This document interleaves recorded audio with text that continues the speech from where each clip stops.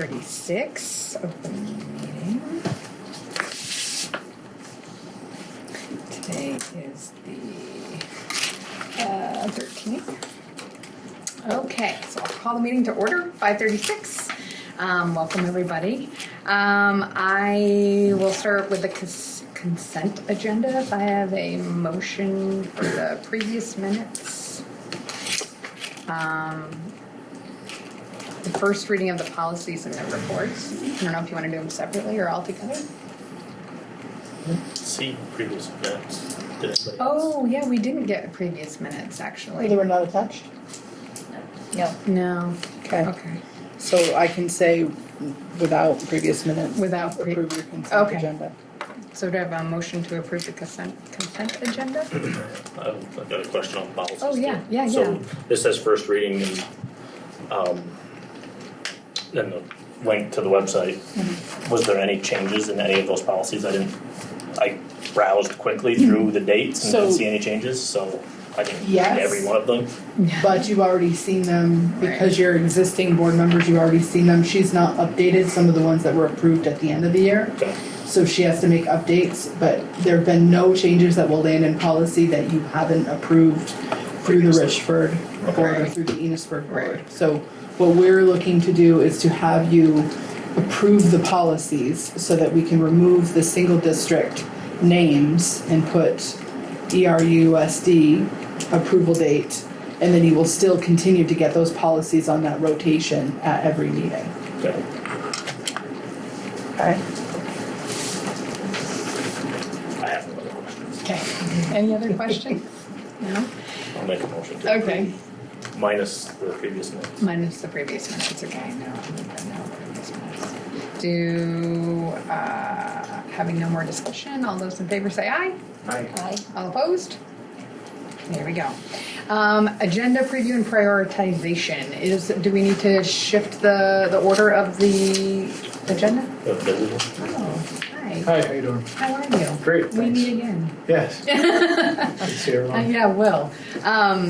I guess first, do we need to shift the order? I have an addition. I Okay. have a late school choice that we'll talk about Okay. later. Okay. Is that going to be done in board business or in? It could be under either Okay. mine or board business. Okay. And I'm wondering if, before we go too far, if we could do introductions. for some Introductions, folks. yeah, that's what I was thinking too. So let's do that now, introductions actually. Why don't we start with you? Morgan Daybell, business manager. Kelly Dean, principal at Richford Elementary School. I'm your visitor, Will Veve, solar developer, and here to present an opportunity for Richford schools and an add-on for Enosburg. Now that you're all together, just explain the landscape and what's going on in solar. I'm Beth O'Brien. I'm principal of Richford Junior Senior High School. Michelle Boucher, principal at Enosburg Elementary School. Rachel Reynolds, principal at Enosburg Middle. Joseph Donner, principal, Enosburg High School. Nate DeMar, Koala Prisoner. Jane Fletcher, administrative assistant and board clerk. Board secretary. Pam Hazen, board member. Lynn Coda, superintendent. Kevin Laney, board member. Rick Bartholomew, board member. Polly Rico, board member. Okay, so now let's go to recognition of visitors. So we'll start with you. Sure. I don't know if we're going to plug in. My computer broke for the overhead, but I made copies of everything, so. Okay. What would you prefer? I'll pass the copies out. There's 4 board members. Yep. Yeah. I made some extra copies, Okay. and I can pretty well explain everything that's going on. Give me just a second, and I'll stand up too so I'm not shutting around the table.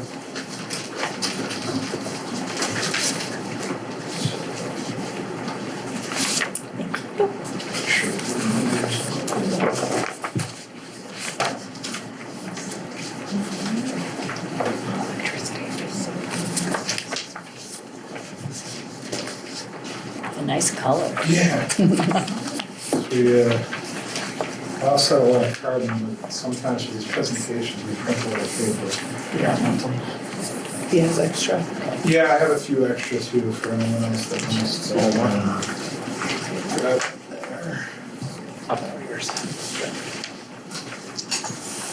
So,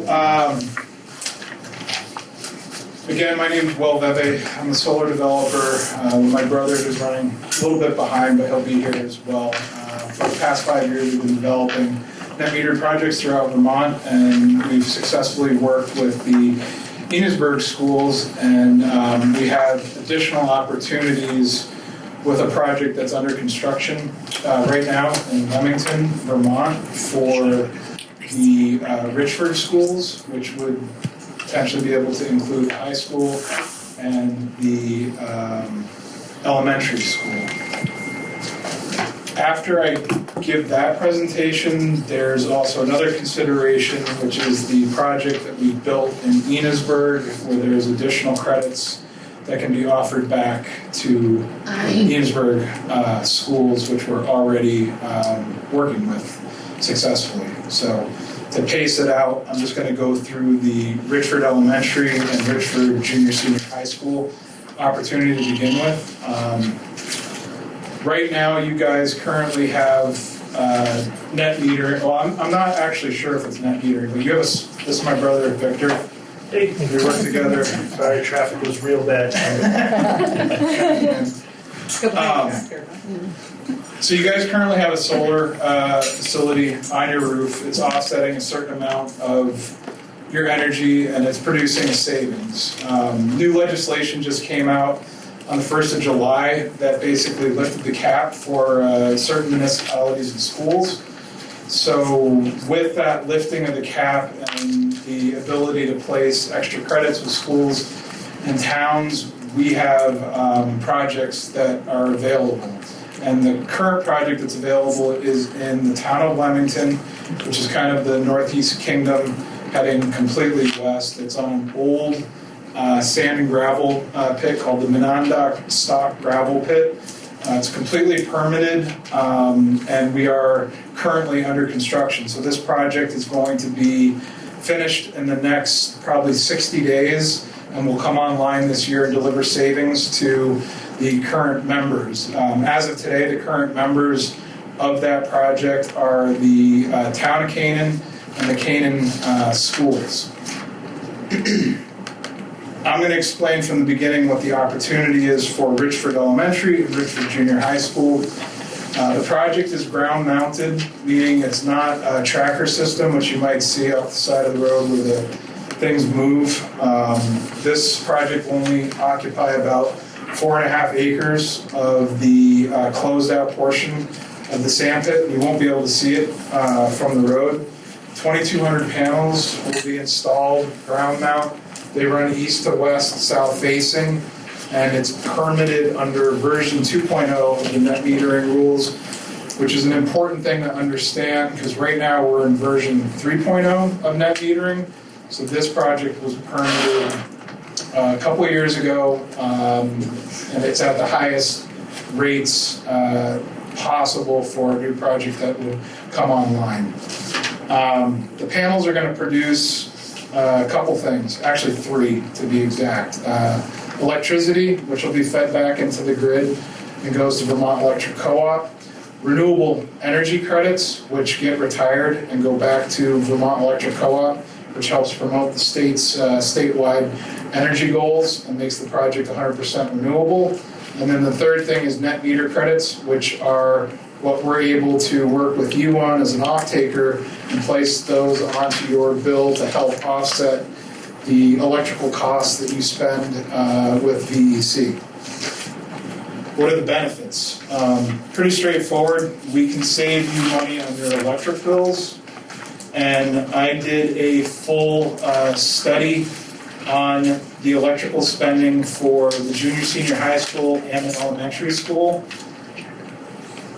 When you back out all of the things that the new program does not allow you to offset, the total combined savings in year 20, which is the initial term of the agreement, and I'll get to the details of that in a second, would be $80,000 in electrical savings for the junior, senior high school, and approximately $48,000 in year 20 for the elementary school. The total combined savings is $128,000 over that initial 20-year period. So there's pretty significant savings in an ongoing long-term agreement. An additional benefit is this all adds to the local and national renewable energy goals by providing clean, renewable electricity, and puts that electricity back onto the utilities grid during the highest demand parts of what we go through, because solar naturally creates the most power during the summer, which is when there's the biggest demand for electricity. So that is a benefit and helps. How do we get to an agreement? That's done through what is called a group net meter PPA. PPA is short for Power Purchase Agreement, but don't get that confused, because really we are not selling power. It's easier to understand as a services agreement, whereby we are offsetting your electrical bills by placing credits onto your bill and offsetting your usage dollar for dollar. And the agreement that's used is a combination of what the Vermont League of Cities and Towns and the School Boards Association originally came up with as a draft boilerplate about 5 years ago.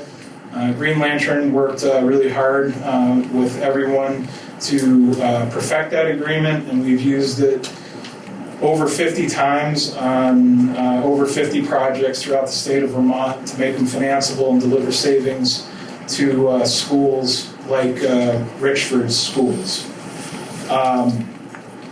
Again, I'll say that we're really only providing net meter credits, not electricity. You'll always receive your electricity from Vermont Electric Co-op, and this is how it works. This part, just stop me from talking if you have any questions on how the offset aspect works, because it might be a little bit confusing. Basically, the solar facility will generate net meter credits throughout the whole year, even in winter months. Not a lot, but the majority happens during the summer. So what will happen is, on a monthly basis, we will be placing credits onto your bill, and we'll use the high school as an example, where in the month of July, $2,000 worth of credits are generated from the facility. $2,000 worth of credits are placed on your bill, offsetting your bill initially by $2,000. At the same time, you receive an invoice for those credits at 90% of the value. This is a 90-10 split, where we're getting to the equation of the school retaining 10% of the credits, which is the effective discount rate. So 10% of 2,000 is 200. Basically, the school pays back the system owner, us, $1,800, keeps $200 worth of the credits, effectively paying $200 less in electric. So I'll let that sink in. I don't know if there's any questions on how I have a that question. works. So it took me a long time to figure out the credits versus electricity thing, I have to say, but I think I have it. But as the electricity fluctuates from winter to summer, right? Do the credits fluctuate as well, or is it a set credit every month to the school? It's only what's used and what's generated. And we've done so many projects that we forecast within a pretty good tolerance of exactly what we're going to generate based on the system size. And by rule, net meter credits are good for a calendar year. So the day a credit's born, it has to be used within 12 months. So it's an ongoing virtual system of always balancing the credits. Now, at the end of your calendar year, we'll take a look at everything that's happened monthly, and that gets cross-referenced with Vermont Electric Co-op's data and our data and the master meter to make sure that all of the credits that you've used have been delivered. So yeah, because I was just trying to figure out in my head that your output of electricity would be less in the months that we use the most. Correct. And vice versa, right? So we would use less in the summer when your output would be higher. And so I didn't know if the fluctuation of the credits would impact, but it's a calendar year, you're saying? It's a calendar year. It Okay. doesn't negatively impact because the credits are banked and used. So Okay. when there's an overproduction in the summer and all that's being used in the winter, that stored credit balance gets depleted during the winter Okay. and it revamps. And it's every time the credit is produced, it has 12 months. Okay. So on an ongoing basis, we never leave any credits stranded. Right, I got you. Okay. Which leads to the next possible question is like, well, what happens if the system's not working? If the system's not working, we're working really hard to immediately fix whatever may have taken it down, and you're not getting charged for anything that you're not using. So it's really as an as-used basis is the best way to look at it.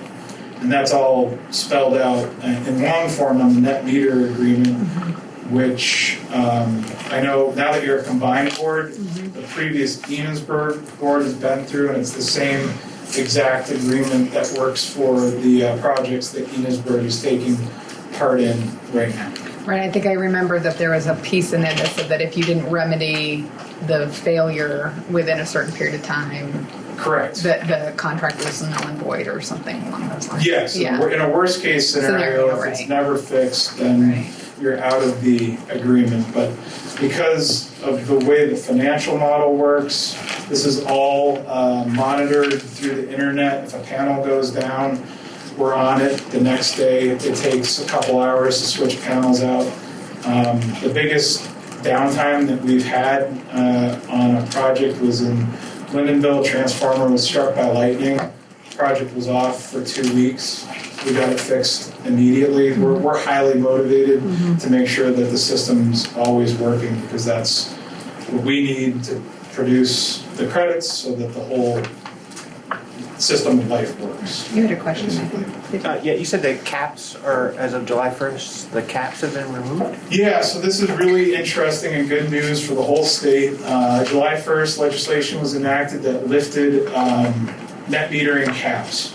There was a cap put on the amount of net metering that basically any off-taker could participate in, and it was capped at 500 kW. So what it did is it specifically lifted the cap for municipalities and schools so that they could take part in more net metering credits where they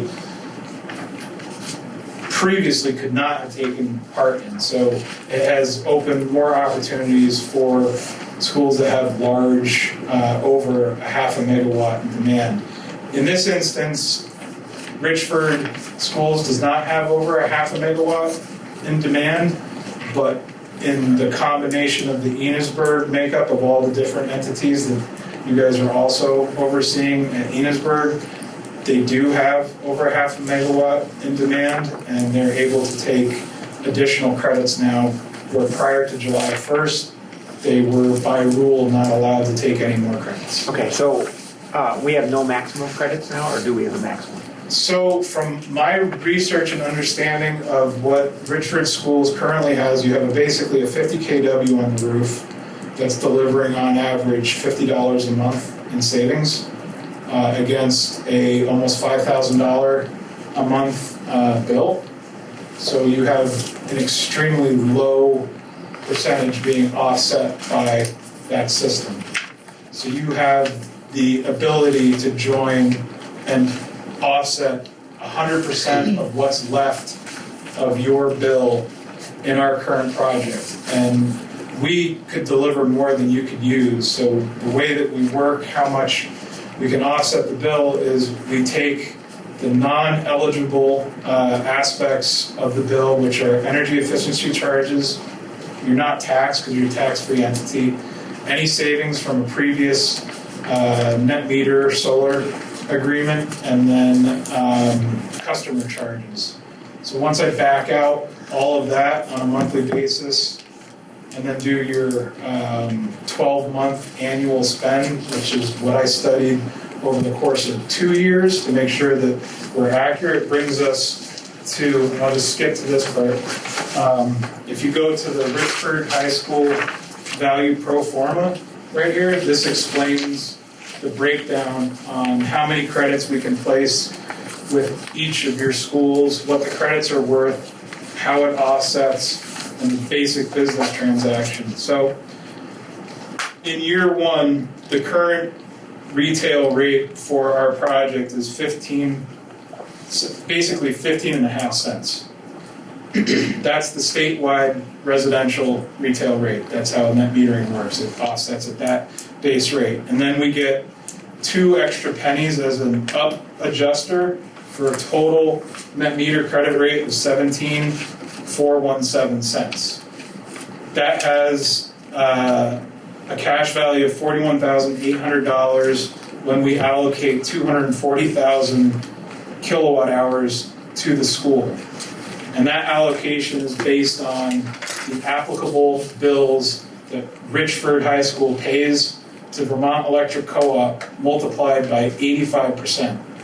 And the reason we do an 85% buffer is because there's going to be future efficiencies that this school may go through, anything to do with lighting, heating, HVAC, anything that could take place in the next year. So we leave a buffer. We're not offsetting 100% of the school's electrical load, leaving room for those efficiencies. So after the study, knowing how much you guys are paying, we can allocate 240,000 credits for Richford High School, has that net meter cash value of $41,800, and then we can give the school no cost to the school and no risk of ownership or having to do with any of the investment of the facility, a 10% keep of the credits, which is the effective 10% discount. And just to be completely clear, all the members on this project are getting the same discount rate. So Town of Canaan schools are all receiving 10% discount. Richford schools would receive the 10% discount. And in year one, we estimate a savings of $4,180. And then this is taken out on the graph out to 35 years, but the important number is the first 20 years because the agreement has an initial term of 20 years. And the reasons for that are the equipment is warranted for 25 years, and the inverters are warranted as well. So the major components we have are solar panels, racking, inverters, and transformers. So that carries it through the warranty period. And then on the financial end of it, these are still very expensive projects. Altogether, it'll cost about $1.7 million for the system that we're putting in Leamington. So it's a long-term payback for what is still very expensive technology. After 20 years, there's an option to extend the agreement if both parties wish to. That's to be determined after the anniversary of the 20th year. If we go through all of the numbers and kind of break it down here, the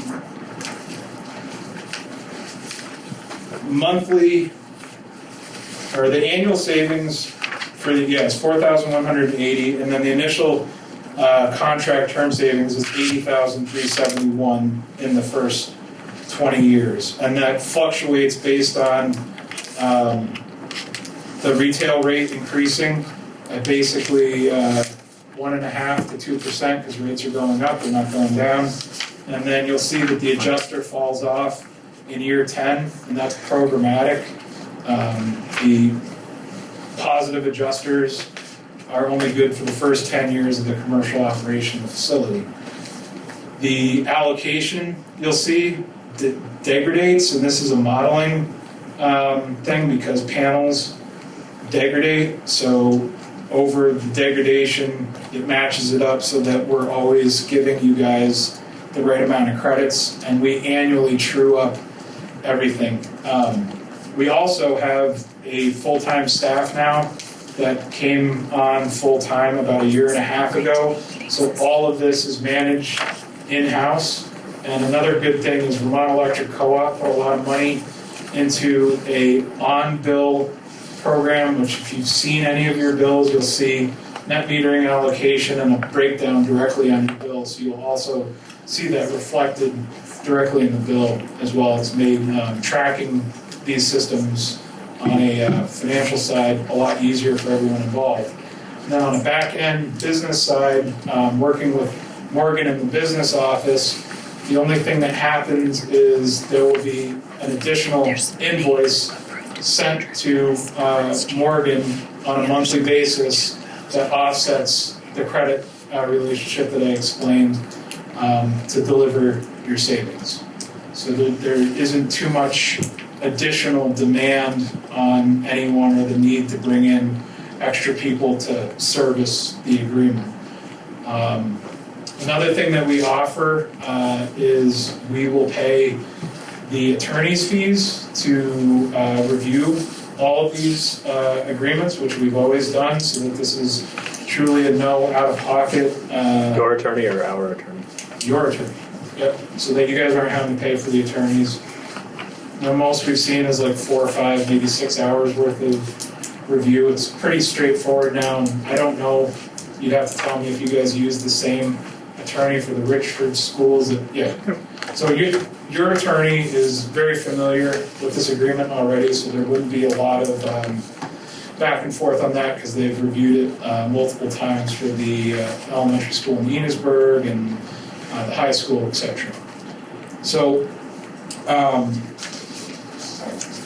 think we're kind of at I did the benefits. I'm explaining the agreement. I don't know if there's any more questions on kind of how it works, but what our offer is today is to offer Richford High School and the elementary school and the high school to join as there would be the third and fourth off-taker rounding out the OP Solar project in Leamington. Both schools would receive the 10% discount. The high school would be saving $4,100 approximately a year, and the elementary school would be saving $2,500 a year for combined school savings of $6,600 a year, which is a really good, solid savings. And again, no cost. You don't have to own equipment. It's basically a services agreement. And the neat thing is it's almost done. Like it's literally about to be turned on in a couple months. yeah, you guys, if you say yes today, you'll be seeing savings without doubt this year. We are Which a under lot of projects construction. we come to like Enosburg and it took a couple months to 6 months to a year to finish the project. But this one's almost done, so it's by the time school starts, you should be seeing savings. So I've said a lot in hopefully not too long a time. Want to answer questions specific to Richford and the Richford schools. Are there any questions? Morgan, you got any? One thing that I don't know that you said, if people are curious why we would be lumped with Leamington and Canaan, The thought it's was because running through my it's head. run by utility, so they're Correct. also on Vermont Electric Club. In Enosburg, the project that we tied the schools to is on the Leach gravel pit, because that's all in much smaller. Yeah, if I didn't explain it well, only an off-taker to the connected utility can participate. And one of the reasons for Canaan was we like to keep the project's benefit as close to the project as possible, but there's not much population in schools on that end of the state, so we were... Geographic isolation. Yeah, they're definitely isolated, but the town and the school signed right up, and that just happened about 2 months ago. So we're here next based on relationships and then basically need, because you guys have a fairly large bill with the high school and a real bill with the elementary school. We can place all of those credits and you'll be saving this year. So you said the system on our roof, I wasn't a board member in Richford when that was signed. Do you have any info about it? Like you said, it was 50? 50 I was kilowatts. just starting as principal when they were finishing, and it had to do with something about overage charges at the elementary school, right? The elementary school had overage charges that that's what I was told. I think when that's started. a different issue, but the project here is about 50. kilowatts. I think we tried to get right under that because there was a reason to not be at 50 at that Back time. then, and I know the reason, it's a permitting reason. Under 50 was a basically administrative permit, so instead of going through an extreme cost to place it, they sized it at that size and just went for it. You guys are definitely seeing a savings, it's just not significant compared to what we're able to do on the ground with a system that's 10 times the size. Right. Do we have a, Oh, and I'm sorry, and it does not interfere nor would it take away from the system that's already done. Right. do we have any obligation to continue usage at a certain rate or anything? No, there's no ceiling or floor or any obligation for usage. There is language in there that basically states that if for whatever reason the school no longer operates or closes down based on the way the virtual net metering works, we replace it with another off-taker. So there's no penalties or anything like that. You are, however, signing up for a long-term agreement like the Enosburg schools have, but there's not a penalty or a usage aspect to the agreement. Okay. How do you want to proceed? Do you want to have further discussion? Do you want to make? Want to hear the Enosburg? Want to switch to the Enosburg? Yeah. And one other Oh, okay. question before you move. I think what you said is the credits are going to be retired. So the renewable energy credits are an intangible aspect of what is produced. Under the new rules in version 2.0, there's an incentive for everyone to give them back to the utility. By retiring them to the utility wholesale, which is what we do, 100% of the renewable energy credits go back to the utility. Those get banked into their RES 1 and 2 goals for the renewable energy standards in Vermont. In the first version of the program, renewable energy credits were kept and resold. They're no longer doing that. So what that does is it makes the system 100% renewable by Vermont law, and it can be marketed as such. So you could say that you are part of a renewable energy project. And so that's a state law now. That's not Yeah. just Well, you stop doing it and your competitors still are or something like that. We make the choice up front during the permitting process Okay. to retire the credits. So once that choice has been made, becomes part of the permit. That's the choice we made for this project, so it's 100%. And so with the Enosburg schools, because the cap has risen, the pitch is to raise the cap in Enosburg as well? If As you of want, July 1st? I'll get right into the Enosburg Okay. one now. So with Enosburg, multiple things going on. You're seeing great savings from the leach project where the high school is off-taking on that project, and that's been ongoing for some time now. The additional project, which we came to the board with about a year ago, is nutshell storage roof mount, which is a 150 kW. That project just completed mechanical completion a few weeks ago, so it is about to go operational. Within the makeup of that project, and I printed this out to have people follow along. Pass that to you guys. I have a couple extra of these. Did you want this one? Here you go. Let me get Got that? this. You got it. So here, yeah, I can speak from. I have an extra one here. Oh, you do? Okay, great. So here's what's going on. We're like 98% allocated with nutshell storage. The Enosburg schools are the primary off-takers, and basically through the same paper transaction that we're proposing to the Richford schools is we place the additional credits to the high school, and we can save the high school an extra $700 a year, and it just fills out the project so that 100% of the credits are going back to the Enosburg schools. And it doesn't negatively affect the Enosburg schools or the cap, because you could still do additional projects because you have a very large master bill under the high school. So the real quick offer is to place, I think it's roughly 39,000 credits, if I'm remembering right. It has the equivalent of a $700 a year savings. It adds up over time, and it would simply be added to your other savings, and that would all be handled by our back office and your back office, and that is ready to go. Literally, we will be turning that project on when you guys say yes to that, because it will be 100% allocated. Okay. And that's at the 90, not the 87. That's at the, 90%, not 87%.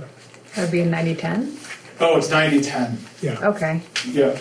And it previously was 87? The Leach estate one was 87. So Leach was under version 1. One. So that Okay. had a much higher discount rate. Those rates will never be seen again. Okay. And that's just part of the declining value of solar and the rates going down. Right. This is a version 2 project, and it's the same discount rate that the Enosburg schools are on, not shell storage on. So it's same across the board. Okay. Why are your net metering allocations different between those two? So for nutshell storage, it's a much smaller project. It's about 1/3 the size. And there's, after we have an agreement right now with, it's Cold Hollow and the elementary school in Enosburg. They don't have enough demand to place 100% of the credits. So the balance left, the system will produce this extra 40,000, and we want it to go to the school. So we can place it with the high school meter. Before July 1st, it was against the rules in the program, so we just couldn't do it. Okay. So, and I think also timing for everything for the conjoined board to come together, to be, so timing and the rules and everything has worked out now. So it works good and the time's right. And the project is finished. Right, right. You'll drive by and you can kind of see it, but if you go down, you'll see that it's all fit and finished there and ready to be turned on. Are there any other questions? I think if there aren't any other questions, we'll probably wrap up this part and then we'll just notify you of our decision. Yeah, that sounds good. Okay. That's how it's taking place Yeah, perfect. every time. Really appreciate your time. Yeah, And thank you. we're Yeah. happy to be doing business with you on our separate projects, and we'll leave you with, we hope that you guys sign on for this opportunity. Like my brother said, you'll be seeing savings for the high school and the elementary school. Is elementary or middle, like, get them up? Next up.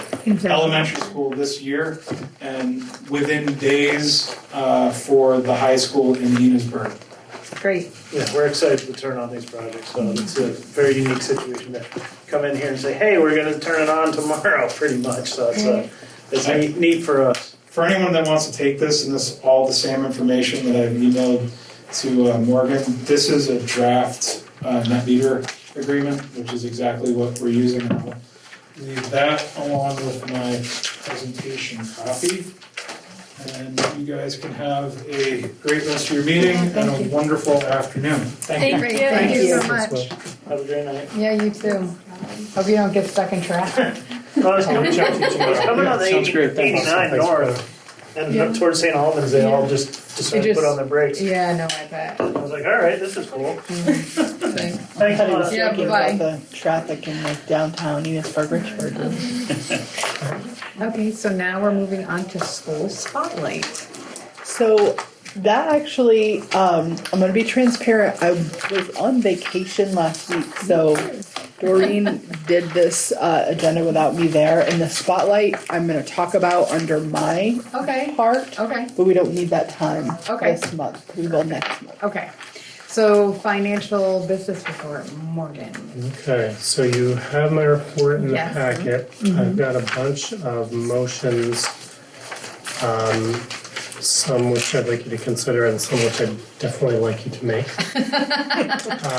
We are outside of the 30-day window for the budget approval, so you now have a budget and banks are now willing to give you loans in anticipation of raising taxes. Because of the late date on the budget vote, tax bills in your two towns have gone out late, and the town clerks are all telling me that they don't know when they're going to be able to start giving the school district money because they haven't had a chance to collect it. So we have in place for your approval a line of credit with Community Bank for $1.61 million, which we think will cover the payrolls that we need to before the tax money starts coming in. Do we know interest rate? Yep. Two and change maybe? 2.77. 2.77. And it's a line of credit, so we'll only draw it down as we need it. Correct. Okay. Hopefully, tax money will come in sooner than Alan and Billy Joe are anticipating, and we won't have to tack it too much. Okay. But if you're supportive, I would need a motion to approve and sign the tax revenue anticipation note and related borrowing resolution and tax certificate for a straight line of credit not to exceed $1,610,000 with Community Bank NA due June 30th, 2020. Any discussion, or do you want to move to a motion? I'll make a motion. Okay. As Morgan read. Okay. Second? That's good. Oh, we don't. Yeah. We don't need a second, do we? With our small board, I can't remember. I get all I kinds don't of think you do. confused. I don't Okay. think you do. Out of habit, I'll stop asking. Having no more discussion, all in favor? Aye. All opposed? So moved. And do we need a discussion to sign that away from the table? No, I'll have you sign it at the table. At the table, okay. I have a couple of items in here around high school tuition. So each year we announce a tuition rate. It's our best guess at the time. That's what we charge towns that are sending high school kids to your two high schools. In a normal year, about 6 months after the year is closed, the state will calculate what our allowable tuition rate is. So this is a number, they look at the information we've sent and the actual students have shown up, and they'll say, you announced $14,500, you actually can charge $15,000 or $13,000. For public schools in Vermont, there's a process of truing that up each year. According to statute, without an agreement, you would either eat the first 3% if you didn't charge enough, or you get to keep the first 3% if you charge too much, and then beyond that 3% window, there's a formula for truing up the costs. Enosburg and Richford both, as long as I can remember, have had agreements with the tuition towns in Franklin County and in Grand Isle that they're going to true up to the dollar no matter what. If it's 50 cents off, we're going to send them a bill for 50 cents, and we're going to ignore that 3% cap. All of the boards that have made those agreements have now gone away.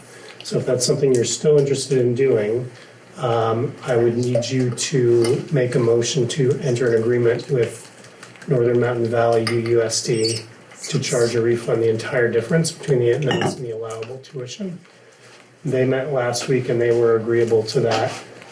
Going forward, probably 98% of your kids are going to be coming from that one district, now that it includes Sheldon, and now that Enosburg isn't going to get Fairfield kids with tuition any longer. So it's really only those two boards that need to make the agreement. And in 20 years, when we get another kid from Alberg, we'll just follow the 3% rule. Okay. So are there any questions on that? Nope. Do you want a motion for that? Do I have a motion to enter into agreement with NMVUUSD? I'll make it. Thank you. Having no more discussion, all those in favor? Aye. All opposed? So moved.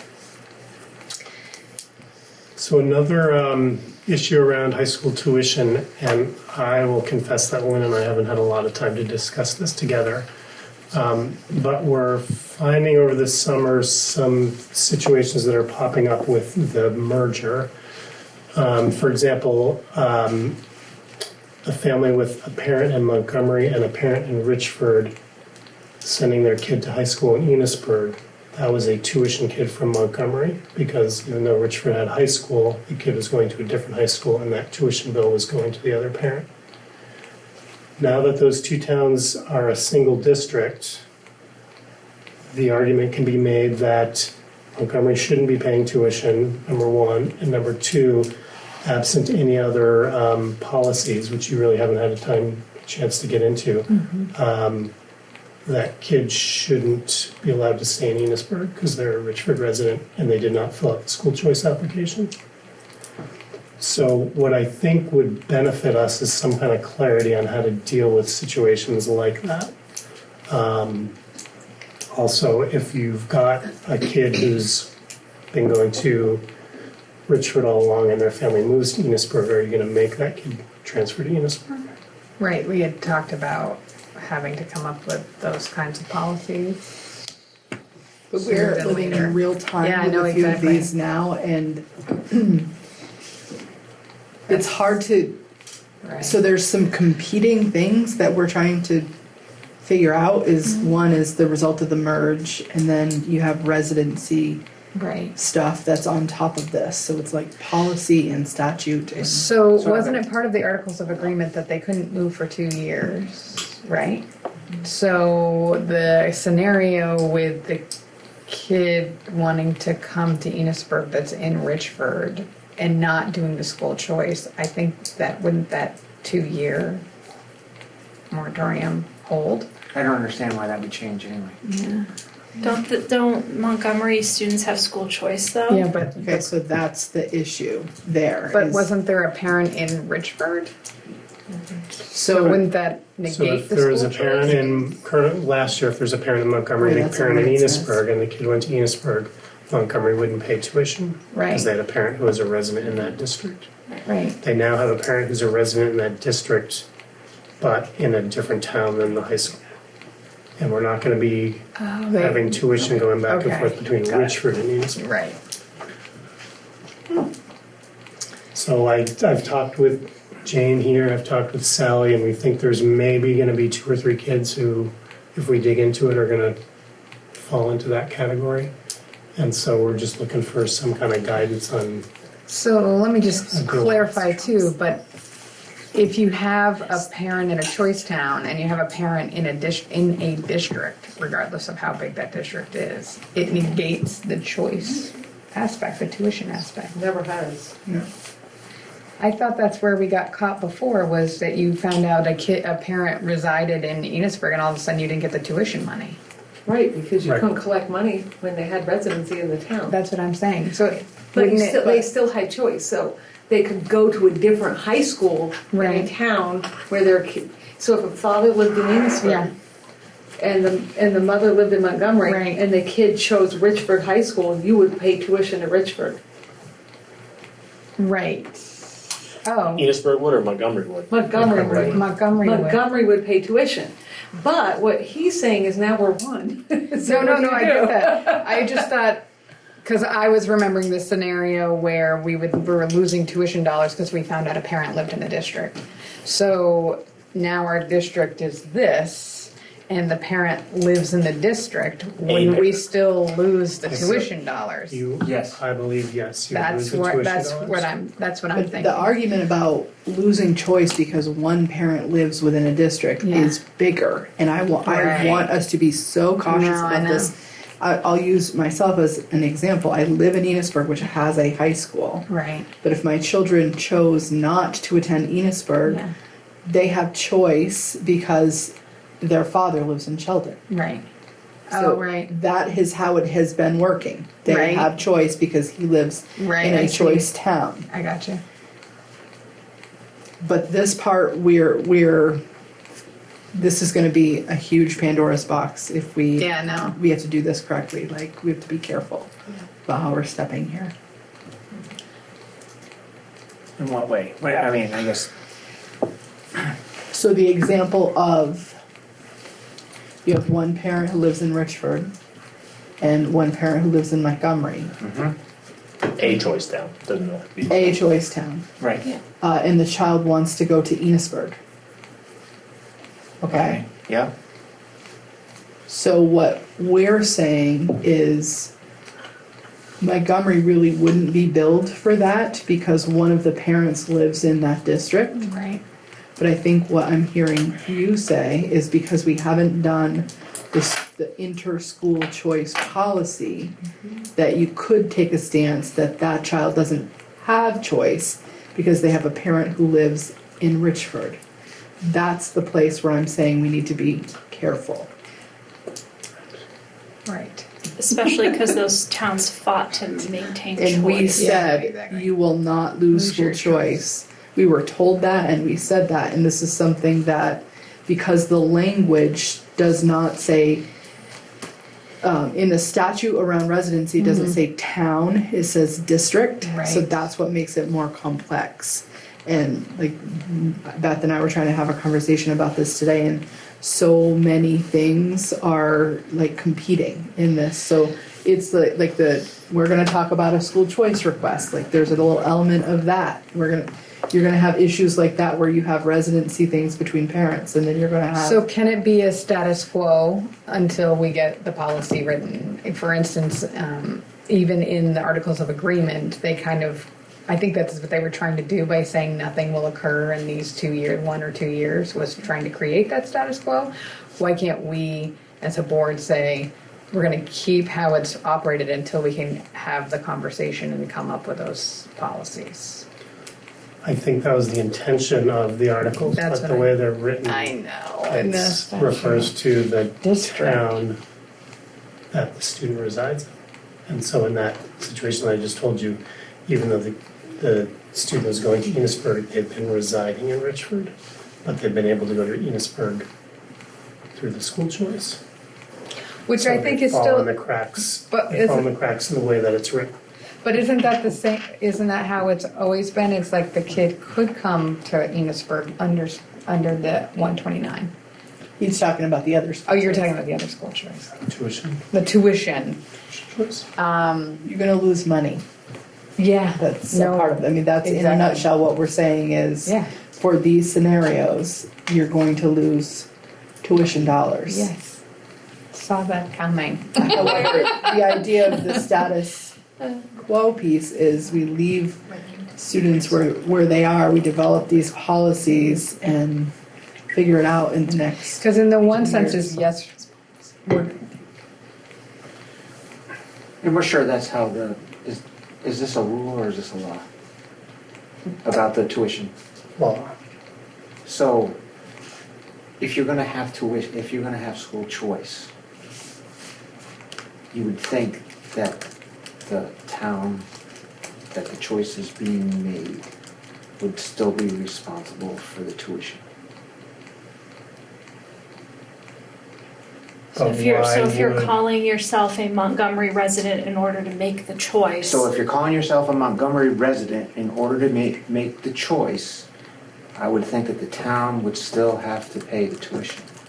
The town would have to pay the tuition if there's no other parent that lives in that district.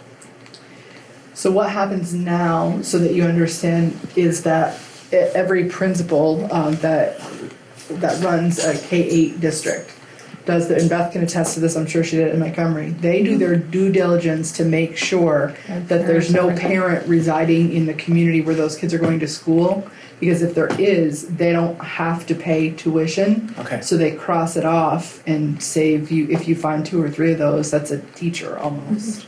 Okay, and I think we had this discussion before, residency and parent custody and none of that stuff makes a difference, right?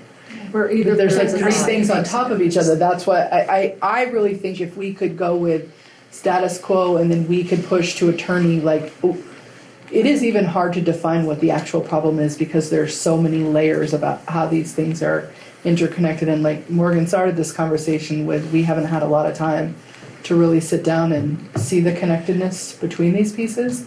I feel that we need a little bit of guidance on that part, but the immediate question is just that we're I not think gonna we be have asking to people to honor move the school schools. choice until we can figure it out. I mean, how does Montgomery feel about this if they're gonna be paying tuition? I mean, is there gonna be a balk on that end, I wonder?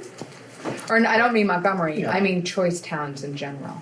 Is there gonna be a balk saying, I don't have to pay tuition before we decide it's a status quo? Because if we send tuition bills. Maybe and- into the SU, SU board, maybe, could we? I feel like Yeah. if we're making that in. So I think there are two issues. One is the tuition money, and to me, that's clearer and that's less in your wheelhouse to change. The bigger concern that I have is when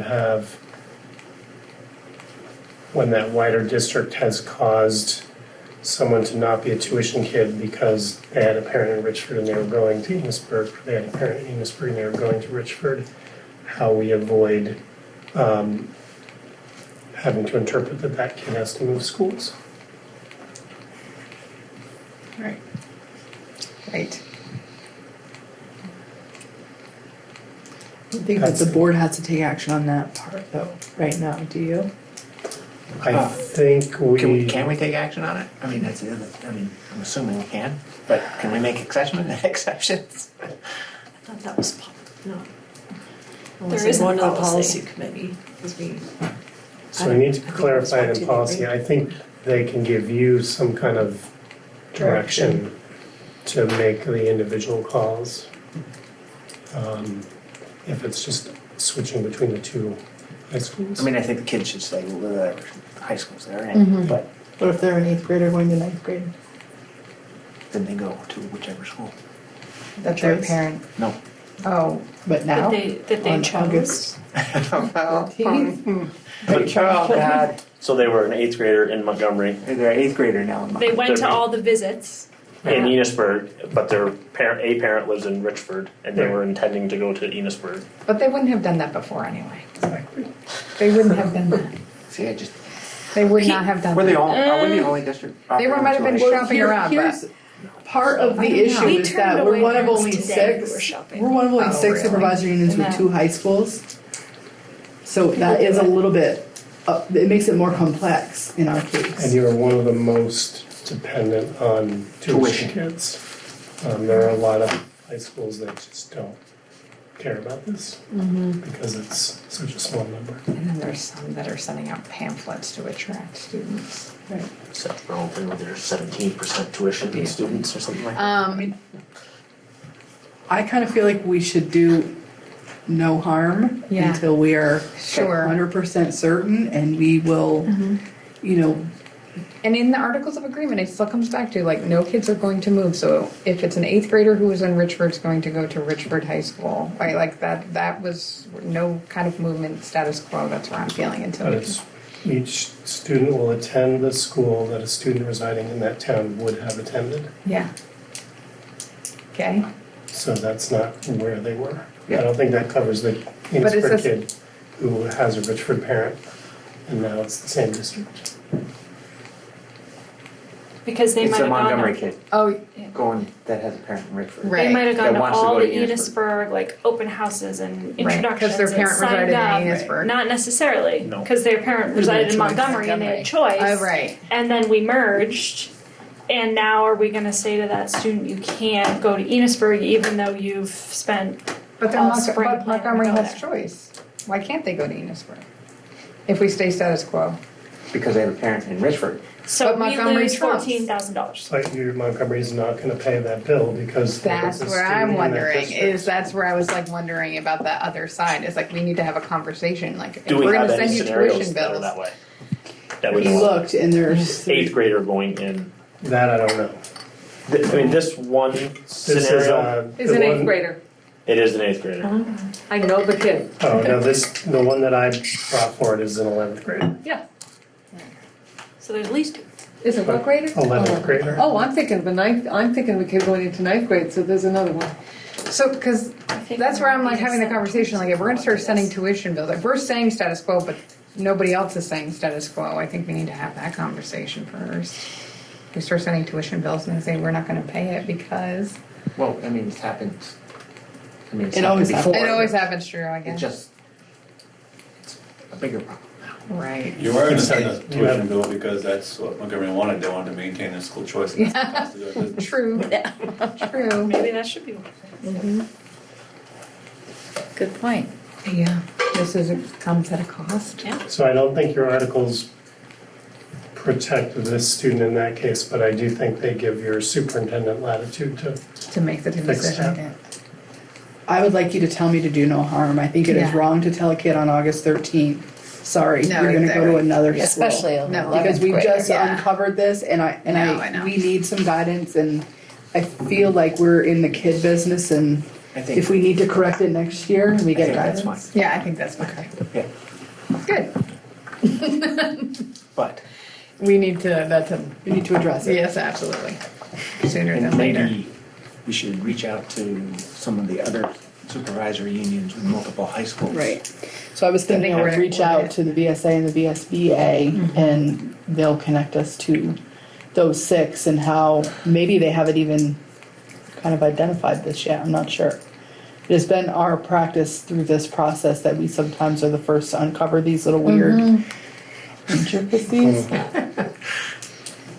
Lucky Oh, us. good. Hello. So do no harm. Do no harm. Thank you. Yes. So thank you the- very Cause no much. stress. The 2 Richford board members will remember that the town came in March or April to tell them, surprise, there's this chunk of land that everybody thought the town owned, that the school district actually had deeded over to them. That board agreed to deed it back to the town. There were a couple of warning periods that we had to hit, and so I need to come to this board to approve the execution of the deed and authorize the chair to sign the deed. And this is basically giving back the land in the Intervale Right. playground. Yep. Down the Intervale, Okay. which the town has been writing grants for and improving and adding things to it as if it And mowing. Maintaining it. And it's Yeah. not. Paint No, insurance no. policy. I'll make that motion. Catch that? It Thank was you, Pam. deeded to the school in the 70s, right? We just found that out. I just found it out. That's so funny. Anyway, do I have a motion to approve the execution of the warranty deed Yes. with the chair signing away from the table? Pam. Thank you. Oh, we got all those in favor. Oh, sorry. All those in favor? Aye. All opposed? So moved. Currently, we send out your payroll checks as we write them, and then you come and sign warrants later. For accounts payable checks, we wait until 2 board members have physically signed them before we send those checks out. We're now doing this on the other side, but we have the ability to send that first section of the warrants out by email. And if you're so inclined, you could make a motion to give us authority to send those out once we get email approval from any 2 board members. But you can't give invoices. We can't give the stack of invoices. If there's a specific question, we can pull it and scan it. But right now, we don't have them all scanned in there. It's a little less worrisome on this side than it is on the other side because you guys are closer to the central office. We've been having trouble getting people on NMB side to Get to one get up to place. Richford to sign it. I'm fine with the electronic I'm opposed. warrants. And then if you have a specific question, you can. I'm opposed. You're opposed. I am. Are you coming to Richford to sign? I have been every Thursday morning You at have 8 not? o'clock. Oh, you're so good. I have not. And I live closer. Every which is Thursday morning, funny. 8 o'clock. Sometimes it's 8:15. And if I sign them once a week, I mean, that works. You don't need them signed any more frequently than that, right? I mean, unless you if there's another person that wants to show up, I have them. you have been? Yeah. If you want to continue that. I'm Can you okay. still send out the invoice even though it's signed? Or is that too much, that's a lot of work? You mean the cover? Just the cover sheet, just so that I would be in the know, I guess. I don't know how much work it is because I make Roxanne do it, but I can do that. Will you ask Roxanne if that's troublesome? I just would I mean, I trust that they have eagle eyes, but I would just kind of like to know what's going on. Did you ever figure out what the difference was between those two cable bells? See? Eagle I did eyes. not. I punted that to Eric McGraw here, and I haven't heard back from him. I don't know what his so much schedule is. So, I guess I have a motion to continue signing warrants at the central office. I don't need a motion. I don't, No. because it's status quo. There we go. Okay. So the last thing on my list is whether you want to take any action on the solar presentation. I'm fine with it. I mean, if it's cost savings, which we have experienced in Enosburg, we have the opportunity to do it. So the Enosburg contract is at 13% discount? The Is that first one the is first the one? leach field. Yeah, and then everything I've seen since then has been 90-10, and I did ask when. Yeah, And the last time they're a for-profit business. I think we asked too for the second one, right? Mhm. It was- Yep. But we did also hear from them that there was like a deadline recently that for another project that they had to be right away because we wouldn't have that level. I wonder if that's when it shifted. Or was that before? No, it shifted before. I think we got a deal on the first one. And then how are their estimates holding up? You know? I haven't looked really closely, but it seems like what we're getting in Enosburg is. In the town of Okay. Enosburg too, we're definitely getting savings. Okay. Yeah. And then your question about the requirement, do we have a requirement to use a certain amount? That's one of the reasons they build in that 85% buffer, Okay. so that they're pretty confident that you're going to use all the credits that they're allocating. Okay. Can we ask them for 12%? You can ask them for whatever you want, but I think I'm going to be coming back to you next month too. And I I'm think we happy did that to. last time. I think we went back and asked them. I tried to get that Yeah, we are. 8713. But I'd be happy to do that.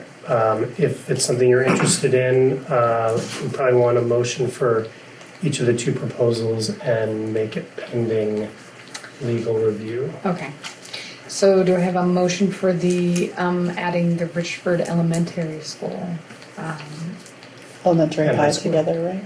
Oh, I thought you wanted it, because Richford Enos, separate and Enosburg Enosburg, separate, I'm 'cause sorry, they're I thought you meant the separate. two buildings, okay.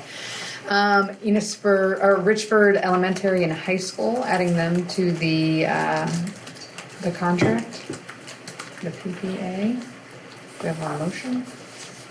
I want to ask them for 12%. So Okay. ask for 12. Will we take 10? Take 11. Will you go down to 10? I will. Okay. But I want to start, I mean, Right, exactly, okay. Ask they're for in business, they're 12. making money. Well, We can you say- better ask in the next 48 hours because you just didn't go into executive to talk about that. No. Oh, right. Forget about that. Yeah, exactly. Move to sign, or how does that work? Or you I have to guess go in back. that case, you want a motion to negotiate a contract with Green Lantern Solar for the My Richford. only worry is I have a feeling that there are people lining up Lining up. to take those credits. That if we ask for They were at 12, the select board in Richford yeah, for the past 2 months and Yeah. they didn't sign up. I actually Oh. watched one of those on YouTube. Yeah. Don't ask why. But I did hear them say they weren't going to take it because the school hadn't taken it. They were going to wait and see if the school took it, then they would. I think this is what I heard. Then they were That's going to kind of relook what at they it. said. But, yeah, they were gonna wait to see if we took it. Because there was three. There had to be three. But when they were at the select board, they listed off way more than Canaan. They listed off like 5 or 6 communities that had signed up. And Oh, that had signed up. I thought there was a signed project. I thought it was a project for 3. No. Oh. Okay. Right. Oh. This is the list of people that have not accessed that project, but projects they have, like the Enosburg town, for instance, yeah. How long has Enosburg had those panels? We have, those panels, we have, I was gonna say 2 years. I was gonna say we signed the agreement probably 3 or 4 years ago, but actually have been using them for 2. Yep. And then the town, that was the town. And then the school, about the same time. Same time, yeah, exactly. Too. So that's my only concern is that if they're going to be like, yeah, no, we have somebody who's going to do the 90-10. That's my only concern. What are you thinking? You want to do the 12? I think we just do the 10, because I think that's where we're gonna end up at. Dang, that's where I think we're going to end up. But it doesn't hurt to ask. It doesn't hurt to ask, you're I right. can press send on the email now. Are you okay with the Enosburg add-on? Because that's just adding more to an existing contract. Yeah. It's what, $600 a year. Yeah. 7, yeah. So can you give authority for Morgan to negotiate within the bounds that you just discussed? Yeah. And then Polly authority to sign the agreement away? Yeah. As long as you land somewhere in that range that you just talked about, so that you don't have to wait the month. And Not do less it. than 10, Morgan, not less than 10. Yeah, less than 10. Okay, who moved on it? Sure, I did Okay, make that motion as Lynn and Morgan have said. okay. Okay. Do all those in favor? Aye. All those opposed? So moved. Okay, what's next? Did you do the Enosburg one as well? Oh, Yeah. sorry, no, I need a motion, I need a motion on increasing the contract for the Enosburg side. I'll make that motion. Thank you. All those in favor say aye. Aye. All opposed?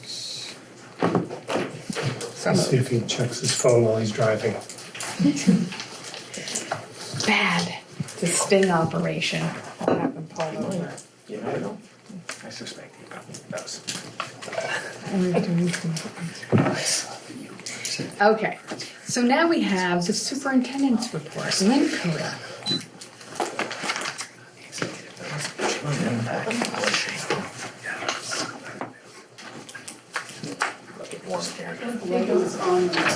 So I think I don't like it. you can sign and a gentleman Got to turn the air here on can sign as a because we were all witness. freezing. I'm getting one now, but it's just me. I think that we're gonna go back and forth being. What do you need? Wait, a witness. You want to just take it? Yes. Okay, so, you got your board, your board agenda looked different than it has in the past. And it's not exactly the way I'm hoping it's gonna look. But again, I was on vacation, didn't get to proof this before it went out.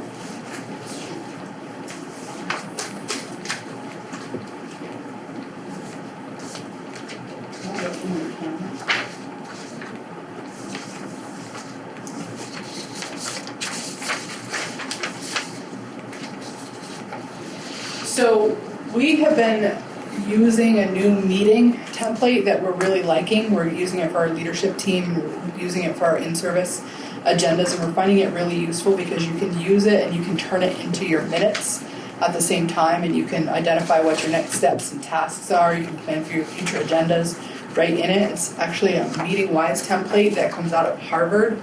And I thought I would play around with it a little bit this month and see what boards thought about using this sort of agenda. So it will typically look something like this. This is an example from the NMB board meeting, similar to what you received. Thank But it'll you. have your approximate times in there, it'll have your links live in the agenda, and it has your feedback about public comment and visitors. And then at the very end, it's not put in there.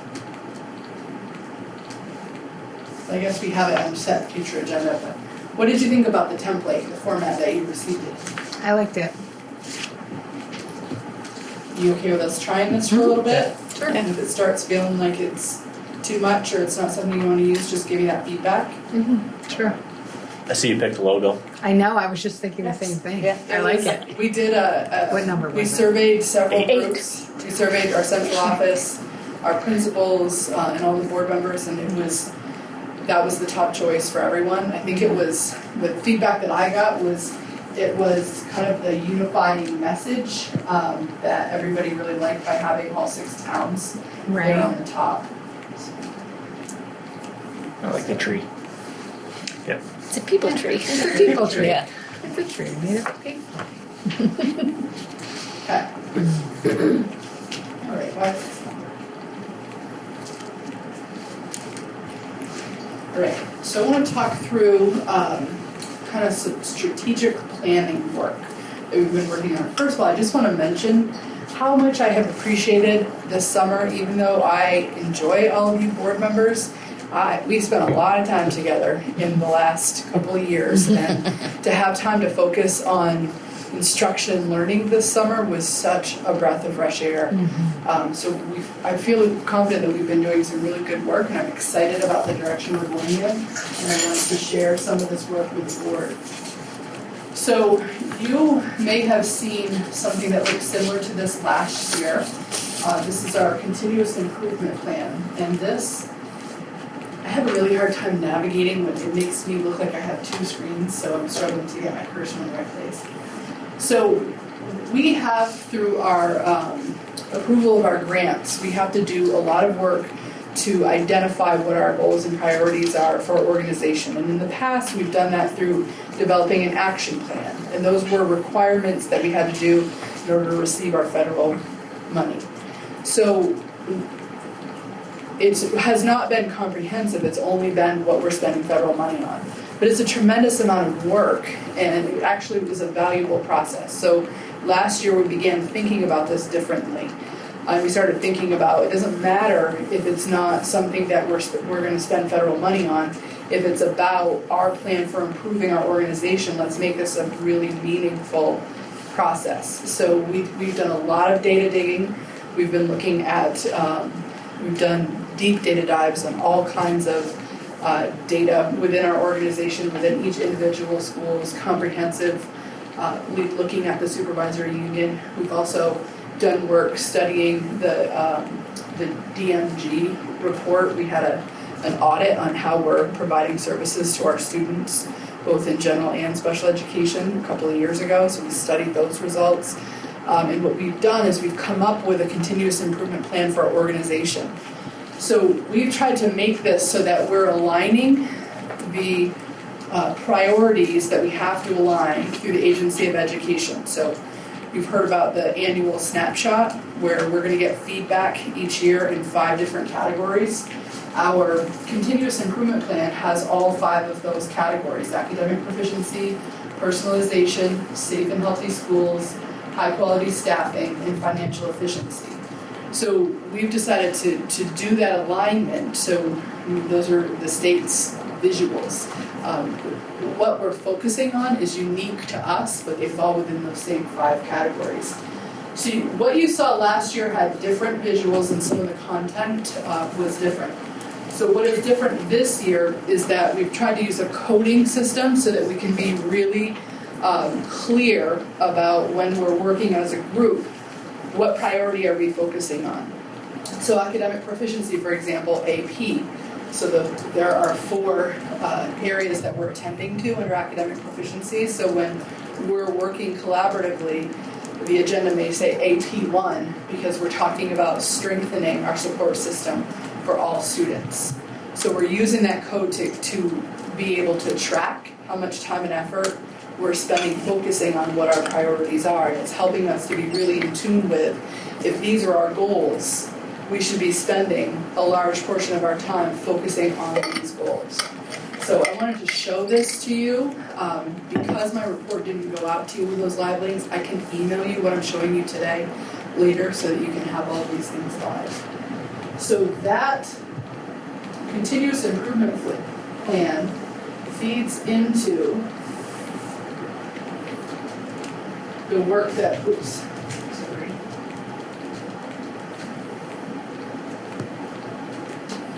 the work that we did with our leadership team this summer. So you can see that on this agenda, these are our leadership team meetings from our summer institute. I'm just going to pick one to show you. So this is an example where you can see the topics we were addressing, what our objectives were, and then the schedule. And you can see within our agenda that everything we talked about was coded to that continuous improvement plan. So my hope is that we can get really good at this, and this becomes a live document. We're all talking about it, we're all focusing on it, we're all aiming in the same direction. And I'm hoping that we can get good about when we're having a conversation at the board level, and I'm bringing you data about teacher retention, which I'll be doing in the next couple of months, we can say, hey, this falls under high quality staffing, and it's goal number 3, attracting and retaining high quality teachers. Okay? So you'll be hearing some of this language repeated over time from both your principals and from me. So I just wanted you to get kind of a preview of that.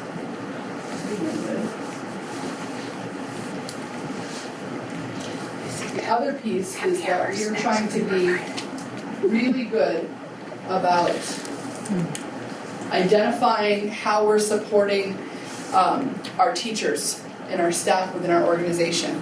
And we're trying to make clear connections between what we're focusing on with our leaders and what we're focusing on with our teachers and our support staff.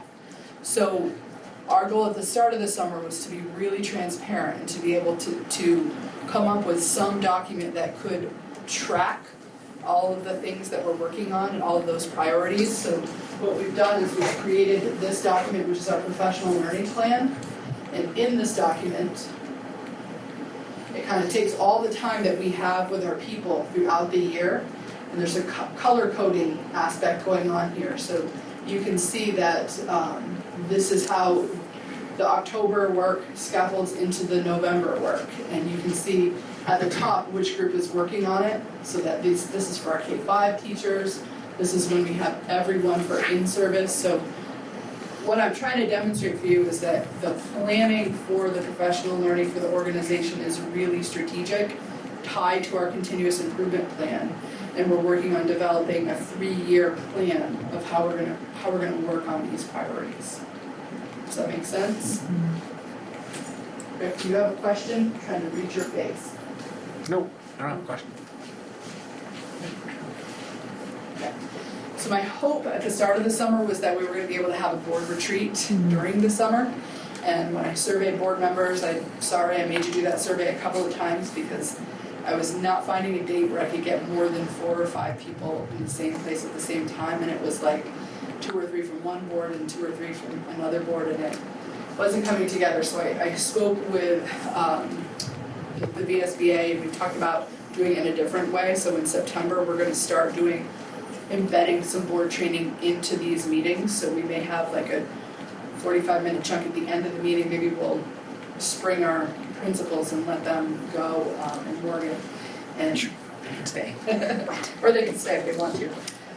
But we'll embed some of those trainings this fall, because I think we, as a new entity, you guys have been working together for a while, but you're functioning differently. So I think it's good for us to kind of set some expectations and build some background knowledge together before we go too far into the year. So what we will do, because I think the summer retreat will be important for our work so that you guys could do some more deliberate work around goal setting at the board level, is try to, in March, when we reorganize after our annual meeting, set our board retreat for the summer at that time, hopefully before people have chosen their new stuff. Make sense? Mm-hmm. So one of the pieces that we're going to use for the board work is this handbook from the Vermont School Boards Association. I think many of you have probably seen it, or at least pieces of it, in training, so you are all gonna have one of these books. They should be coming.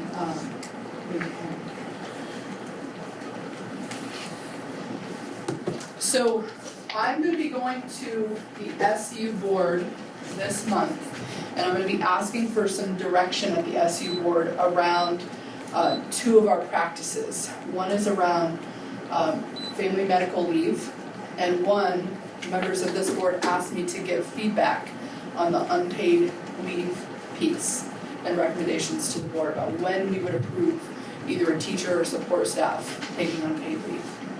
So I'm gonna go take this one piece at a time. I'll start with the family medical leave for childbirth. So what I did was I laid out this scenario for the principals, and then the principals gave feedback on this. So you're gonna see their feedback.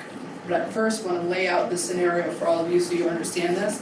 And what I'm looking for is not an approval from this board, but I'm looking for you to give guidance to the SU representatives on this board so that when they go to the SU meeting, they know the will of the group. You know, it's 3 of the 4 people. That's right. That's next week, right? That's 3, right? Yeah. It's next week. Yeah. Next week? No, it's September. It's the Oh, day she said before it. this meeting. Okay. Yeah, phew. So Back to that. first, we're going to talk about FMLA. So FMLA for the birth of a child. Currently, our practice in the FNE issue is staff, under federal law, is allowed to take 12 weeks of leave when they have a child. We allow them to take 6 weeks of paid leave if they have the accumulated time, and they can take up to 6 weeks of unpaid leave. Okay? So, in our master agreement, we allow our staff, our teachers, to accumulate up to 65 days of sick leave, which could get them through the full 12 weeks if we allow them to use it that way. Currently, if you have a knee surgery or a hip replacement or something like that, you can take your full 12 weeks as paid if you have it accumulated. So the two FMLA pieces have been treated differently.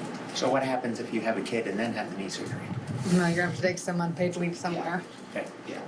So if FMLA allows a teacher to take 12 weeks of leave, should we allow them to use any accumulated paid leave up to the full 12 weeks? So I tried to get some additional information about this because I thought maybe some other supervisory unions are doing this differently. And what I found is that some districts and SUs are following the same practice that we are currently, and some allow them to take the whole time paid. So I posed this to the principals at our leadership retreat, and this is their feedback. Yeah, I'm feeling the same. I can't read the feedback. Okay, the It feedback says is yes, they can with like use- 7 checks next to it. Okay. Someone else said yes, they can use sick days. Another person said allow them to use up to 12 weeks if they have it paid, of course. Right. And then yes, absolutely, of course. Yeah. So the practice for us shifted maybe 9 years ago. It used to be that you could take that with your accumulated leave, but it shifted a while back, and they haven't been able to take the full time as paid. So Well, they could if they got a note from their doctor, and most doctors would give them a note, but there was like hoops to jump through, right? Right. well, it's supposed to be if you have if It's you a medical have need, complications yes. or if the baby Yeah. is sick, you can demonstrate a medical need. I can't speak to how easy or hard it is to get that. I don't know either. From the I just doctor. And that, but if you're a paternity leave, I mean, if you want to take your 12 weeks, you're not going to get a doctor's note, right, for paternity. Yeah, I think if you have if you have the time and you as a parent choose to take that, I think you should be able to. Yep. And then if something else came up and they Then, didn't well, have it, that's well, then they'd how have to take it how it unpaid. goes. They'd have to request unpaid. Right, unpaid or sick bank or whatever. One of the, I think it was a board member from, maybe it was a board member, maybe it was a principal, said, well, it's kind of like a savings account. If the person's going to have the forethought to save up, why wouldn't we allow them to use it? If it's someone who's if we're talking about someone that uses all their sick leave every year, they won't have it saved to 65. Right. So this will be for those people who are pretty responsible about the use of their sick days. So, all the SU board members reading the head nodding. Okay, the second piece is around, Rick, I think this came from you, because we had a lot of requests last year around when do we approve unpaid leave for professional staff, and when do we, which was at the board level, decision-making point, and when is it okay to approve for support staff, which falls into my realm. So this was trickier. I asked for feedback from the principals, and then I asked for feedback from the NMB board, and they gave feedback at last week's meeting. I'm gonna, at the end, when I present all of this, I want your board to have a conversation about when do you think it makes the most sense to approve it or not approve it. So,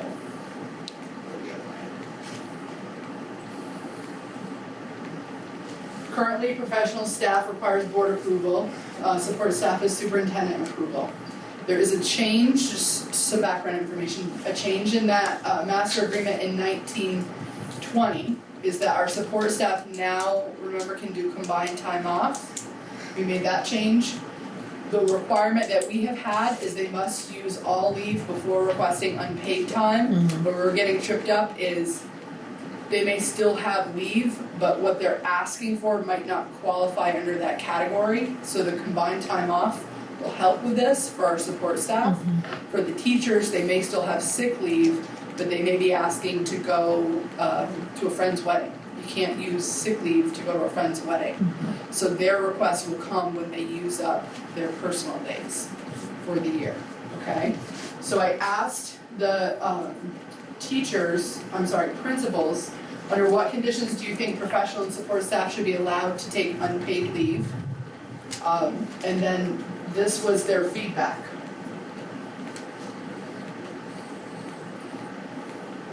Can you read that, Rick? Yep.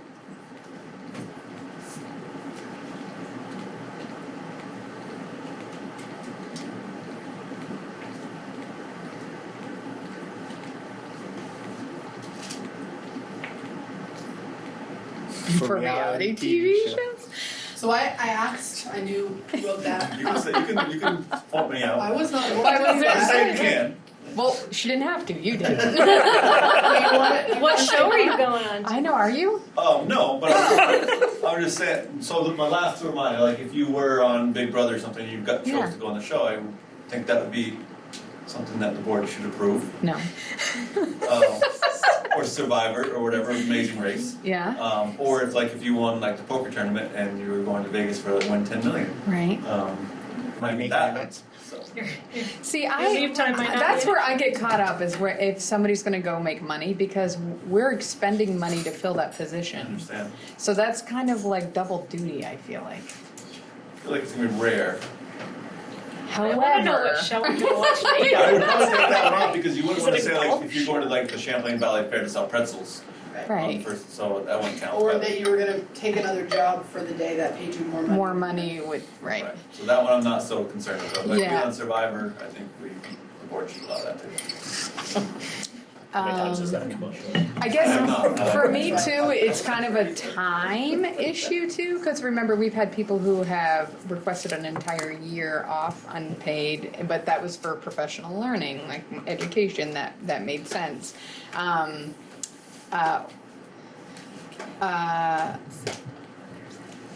then a shorter time, the family wedding. That makes sense to allow that. I would past your personal days. Although, why wouldn't you know about it a year in advance? I don't know. Yeah, so this is my way Yeah. of thinking. Is that I either want it to be A, whenever they want, or hardly ever. Because I don't want to be in the position Right. of dictating what is important to people, because people have different things that are important to them that I may not see why it's so important to them, but it's still important to them.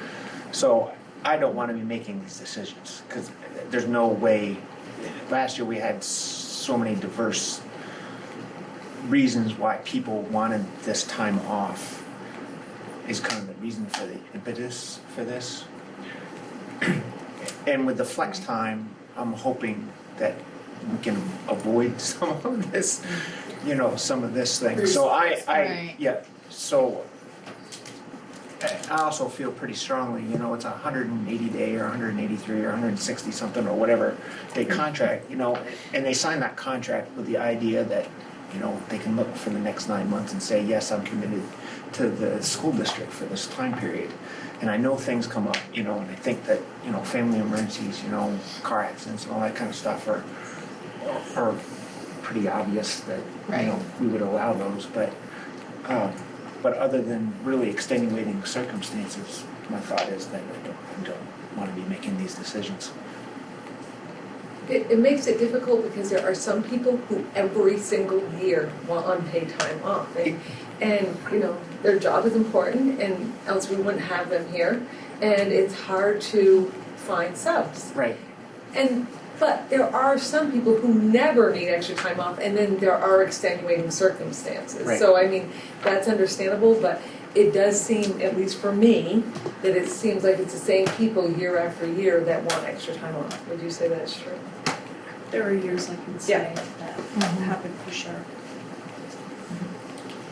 The NMB board in their conversation said there were a couple of points that I think are important. One is the good of the organization comes first. Like, we have to look at impact this has on our students because they're our priority. And then there was another point about what if this is someone who is asking year after year? Is there some language that we can put into place around if it's happened once, can't happen again, and however long? Or I don't remember exactly how they said it, but they talked about just like repeating over time. Yeah, see, I think that just gets us back to where we are now, where we're just making a decision, whether this one is really important to them, or well, they did it last year, and that was less important than this one. So I just think. But then what do you do for the person who takes the same week unpaid to go make money every year? Well, that's what I'm saying. Yeah, like just to me, don't I would not allow that. No, exactly. So you're saying, or I would say, sure, go. I mean, Yeah. it's one. I think that we need a policy that pretty much says that rarely, or like under extenuating circumstances, or sure. But I can think of somebody who has asked a couple of times for unpaid leave due to religious reasons, and to say that, she's done it year after year. How can we, you have to honor separate that The more we dug in, the more people started to say, oh, but then that creates this scenario. Right, They talk about that one exactly, like you're going to have those exceptions. Mm-hmm. You want to say something? Well, and the reality is, we are now in a job market where it's hard to find, attract, and retain quality people. Right. So I wouldn't want to lose a quality person over this either. Because there are a lot of great people out there. There are a lot of great employees out there. So, And people, like, I use all my personal time, like, doing board business. You know what I'm saying? I did. I used all my, so if I had to go, if all of a sudden something came up and I needed another personal day, I'd have to take unpaid leave. Like, there's always something, right? But it's, how do we how do we differentiate? So, see, I Are you a quality employee? I am. Yeah. So that's another thing is that, so yes, quality employee, but we really don't know if they're a quality employee. Right, true. So, again, it gets me back to rarely or always.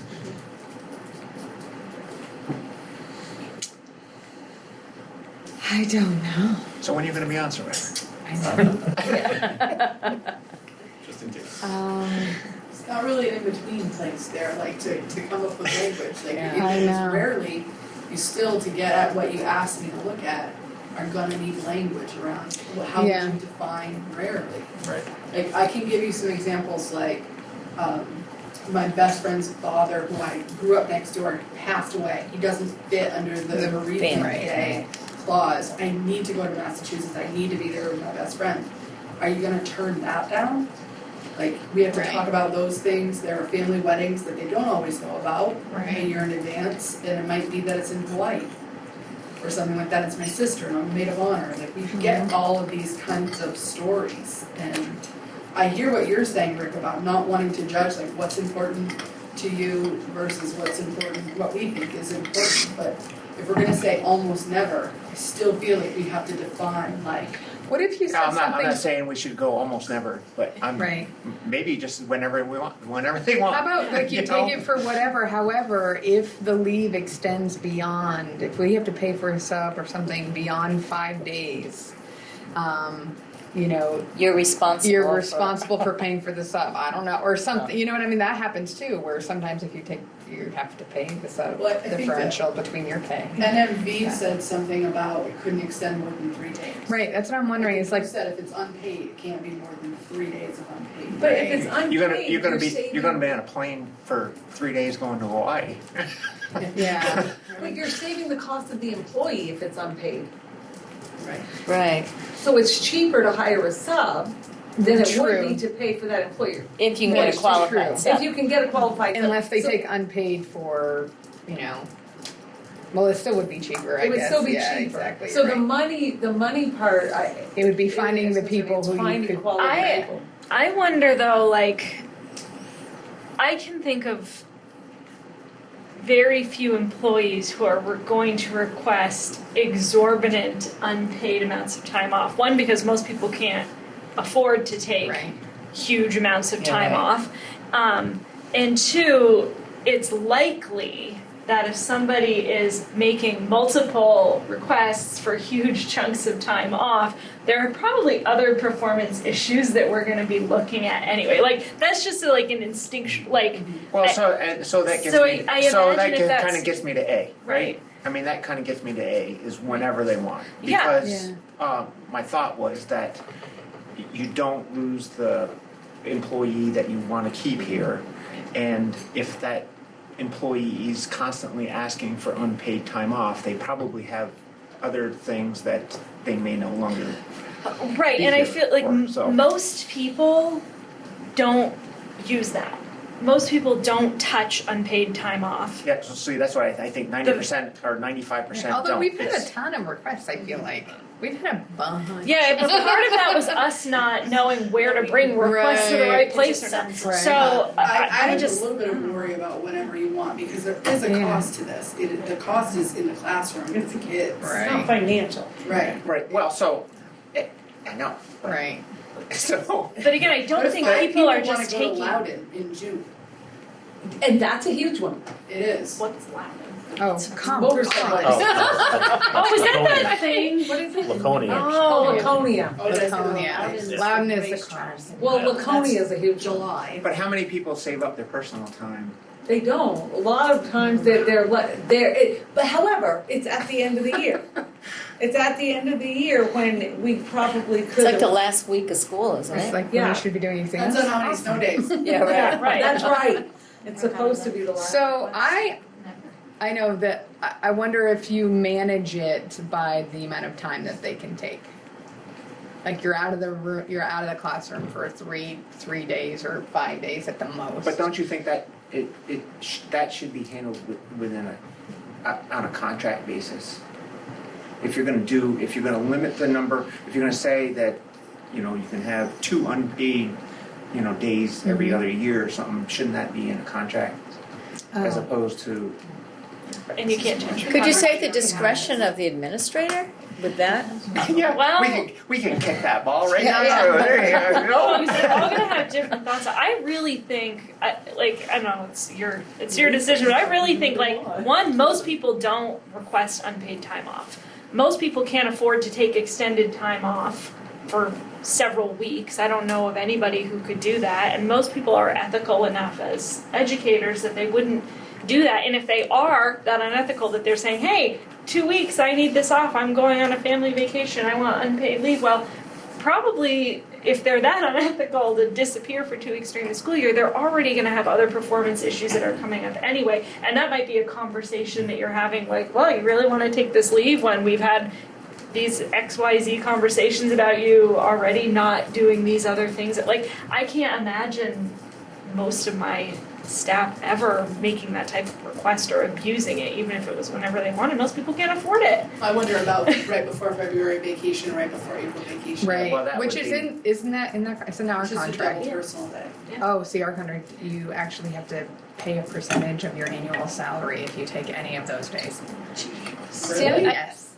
I feel like it's less the large chunks of time. Like I've had a staff member before who would take one. It's the periodic times that sometimes you can A day before. They take a week off. You can schedule a week. It's the day here, the day there, the day there, the day there. Adds up. They become I think that daycare is an issue. And that daycare's a huge we've Daycare. had certain We're not- employees yeah. who have in the years I've been at Richford, I'm now starting my 5th year, have overused their time every single year. Yeah. But a lot due to health issues and daycare. Yeah. Again, those are like That's clear as single, mud. those Yeah. are single days of time. Like, I think the bigger issue here is people, going on Survivor, which, or asking for this extent. Like, there's always going to be a handful of people who ask for 1 or 2 unpaid days. That worries me far less than somebody disappearing to, Well, I also did say whatever they want, just for the record. Because I don't know how you're gonna distinguish when they can and can't. Well, it's hard That's to that's- put value on what somebody else. I don't like it, but in the job market, I don't know what other choice we have. I worry if you're gonna have enough staff. Yeah, for no, vacation exactly. Week like that is when we used to have in-service before April vacation. You think they're taking unpaid? Well, they only have 3 personal days. If I would take unpaid if I was going to get a unpaid, sweet they're gonna take ticket that to whole week Bermuda. Before February. They can take their free. Leave it on. I'm such a Exactly. caller. I wouldn't be able to. That's the only reason We're it's gonna going come back to this at the SU board. I mean, I'm not really sure what else to do other than maybe to have the principals take a crack at the when part together. I'll put my referee shirt on and we can do that. So do you want me to have the principals take another look at that or just bring right back to the SU board? No, I'd like the principal's input, please. Nate can't be there. He won't be. He's going to Survivor. Have some scenarios to think about, that's all. I'm not making I policy. feel like here. it's going to be some new golf reality show we don't know about. Hasn't been released yet. So your principals are gonna share about their summer hiring. We'll do an approval at the end, when they share who they have hired.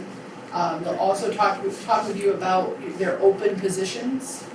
I wanna share, we've been trying to work out an organizational chart for the SU office, and I think I have enough copies for everybody.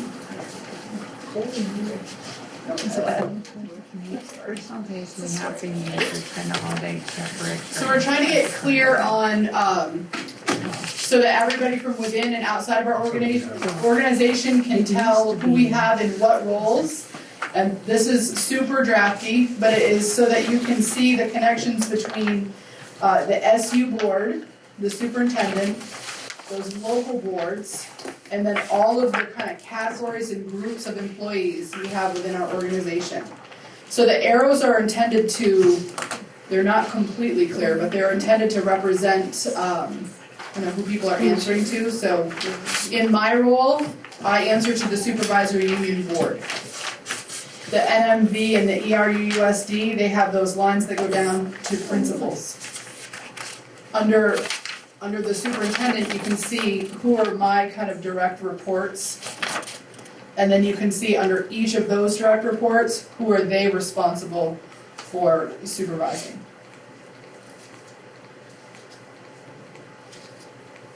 You can see that there are some groups that have multiple arrows, like special educators. So you'll see principals pointing to special educators, and you also see the director of student services pointing to special educators.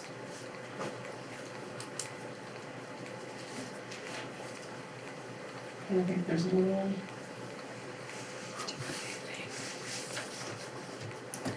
This is just a draft. We will continue to work on it and you'll see it again, but I just wanted to preview this for you. Any questions?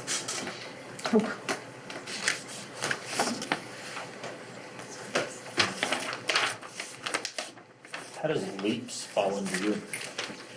I've been asking that myself. Oh, do you have leaps under you? Yeah, No, it's supposed to be under Heather Moore. no, it is. It is, but But she's Heather's under- under. Moore's under Morgan. It's still a work in progress. Yeah. She did say it was a Surprise, couple Morgan. times. I'll plug at this point. Okay. I have just a couple of others Oh, okay. for you, sorry. No. One is our friends at Northwest Access TV have been videotaping our board meetings and posting them online at no charge to our communities. However, they will continue to videotape, but in order for them to continue to post to YouTube so that we can then choose to share with our communities, the charge will now be $50 per meeting.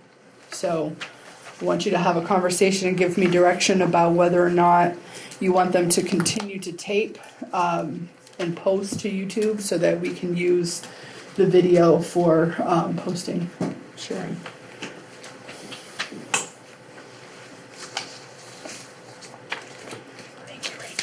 How often do you reference it?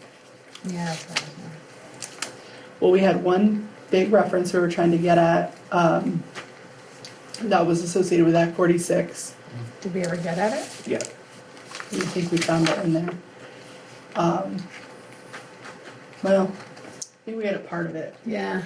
But I think that you do have people in your community that watch. Right. I don't know how many.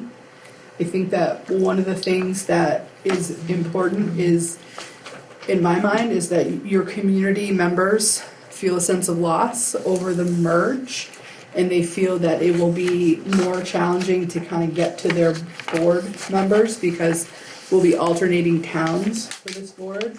So I wonder if the expenditure would be wise so that you are demonstrating that you're being transparent and they can watch what's going on at your board meetings and they can always reach out to one of you. This is, kind of like social media. They can, put a face to Pam Hazen or Rick or yeah. Can I just clarify what you said? Did you say that they are going to continue to record for free, but there'll be a charge to put it on YouTube? I believe so. So, I so may we're be starting a assuming class. that they will continue to record for free. But I know there's a charge to go on YouTube.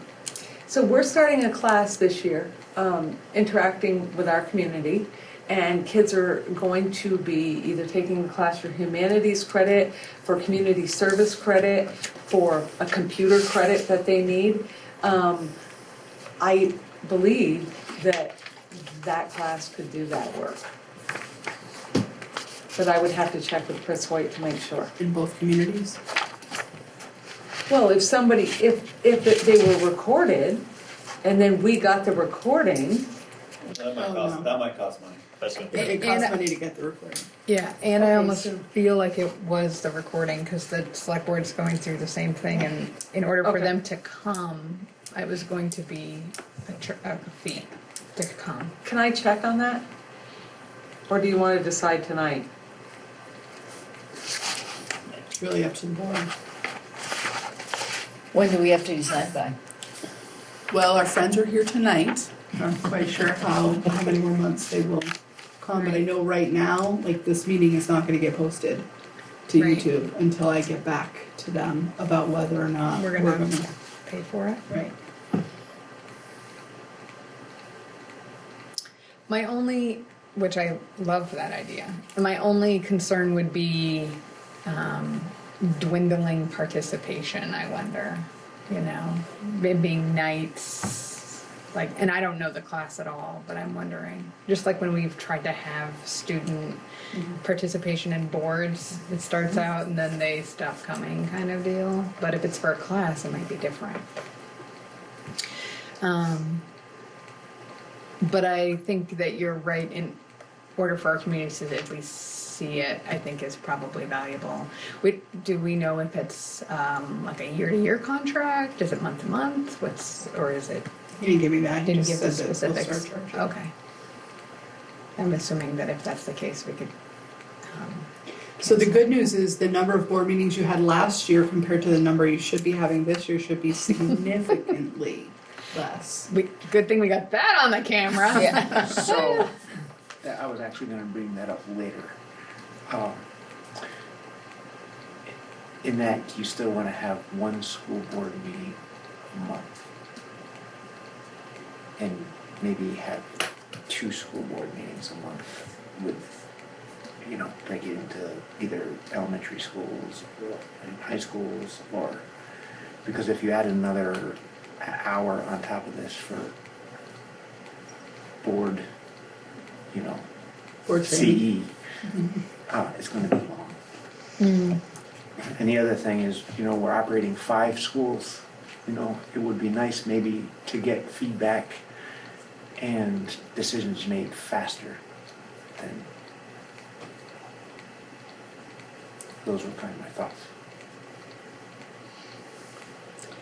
There are some communities that do 2. There are lots of communities that do 1. Typically, they don't divide up their schools when they do that, but sometimes they will do an educational focus in the first meeting, and then they'll have the business meeting. So your principals would not necessarily need to come to the business meeting unless there was something relevant at that meeting. Yeah, I think that would be fine too. The other piece we could think about if you're worried about the tacking on to the extra amount of time for this is we could add on meetings until we're done the board training. If you wanted to do Right. a few months where we're not trying to lump it into this, we could. Right. Particularly around budget time would be great. So back to the question about the taping. So we'll wait to hear on this, I guess, but are we in agreement that we think it should be posted? Yes. Okay. Yes. So we'll wait to hear and then how soon? I can just get back to Lynn. Get back to Lynn. I'll get back to Lynn, and if he doesn't think they can do it, then you could just proceed with it. Okay. I might see Chris, I'll see Chris tomorrow. Okay. But they also, so they would do the taping as well? Yeah, well, that's what I'm thinking. Okay. They would have to, I think. Okay. So they would have to do the taping and the posting, and there is some benefit that we get from Northwest Access, because I know that they don't just post the raw footage. There's some of There's some the little background bit of stuff editing. that gets edited out, maybe a side conversation gets minimized. I think that's, I think we should just let Northwest Access do it. Well, I I worry about confidentiality is one, but also, we have some meetings that go quickly, and I worry about, in the winter when it's crappy weather, keeping a kid here until Yeah, 9. I think 10:30 at night when we're still meeting. We're not doing a meeting at 10:30 at night. Yeah, you I say don't know. that. You might You're be gonna be right, close. Kevin.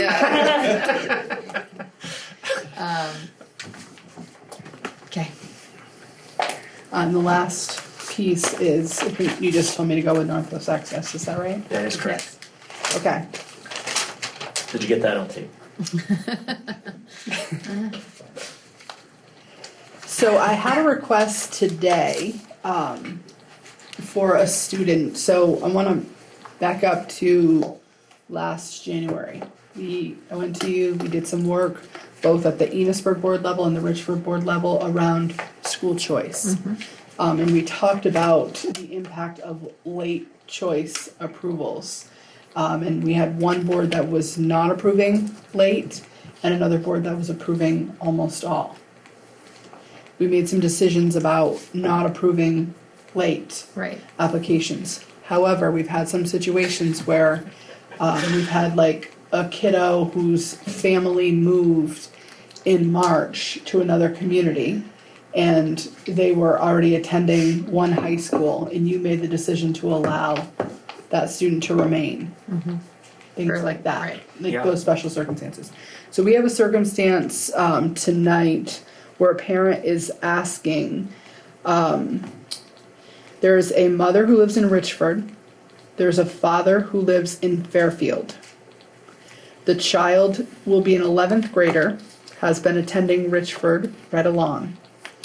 The student will be going to Cold Hollow this year, and right now has over the summer moved into his father's home in Fairfield. So the parent is saying they don't want the child to attend BFA because this child is accustomed to attending a smaller school. So by statute around residency, this child should either stay in Richford or go to BFA because Fairfield no longer has choice. So they've missed the deadline for school choice. So the request to you is to waive the deadline to allow the student to attend Enosburg. So you said- Enosburg or Richford? You said that you've Enosburg. But so he was they've at- been attending Enosburg. They've been attending Richford. The mom lives in Richford. So the kid lived with the mom Yes. all the way through. But wants there's to been go to a Enosburg. shift in where the kid lives now. So they want to, just because Enosburg is closer? Yeah, I think there's transportation to Enosburg and there's not transportation to Richford. Well, he could get to Richford, but he can't get home from Richford because he'd go to Cold Hollow in the morning and then he could catch the Cold Hollow bus to Richford. Right. But there's no bus at night, but there is a bus that goes right about to where he is living with his dad. If the child went to Enosburg. If the child went to Enosburg. And is that agreement between Fairfield and Enosburg still, oh no, it was Bakersfield that was there. No, Fairfield had the agreement. Yeah, no, this one. Is that, Their is kids were grandfathered, but I think. the grandfather's that's, over? I'd be nicely at 12th graders for tuition Gotcha. next year. It wasn't yours. But again, this is one of those situations where you wouldn't get tuition from No, you Fairfield because they would say Right. you've got a parent in district. Right. See the connectedness to what we talked about Yeah, earlier? no, exactly. Sure.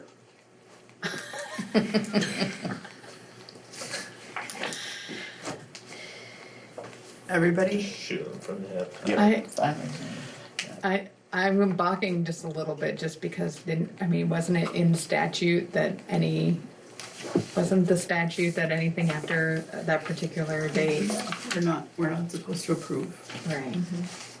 The one thing that you could say about this circumstance Been doing it for is years. I know. on March 1st, the Yeah. circumstance didn't exist. That is the one element that's different Right, about okay, got you. this thing. I'm not saying that it's right or wrong. Right. I don't think there's a win in this Right. scenario. Right, no. I got you. No, fine. I think that's fine. I mean, I don't see where, it's best for the kid, so I think that, I'm assuming it's best for the kid. But It sounds like it would This be is- a hardship, right, for him to Unless we have to could get to. somehow find him transportation home. well, no, what's the hardship?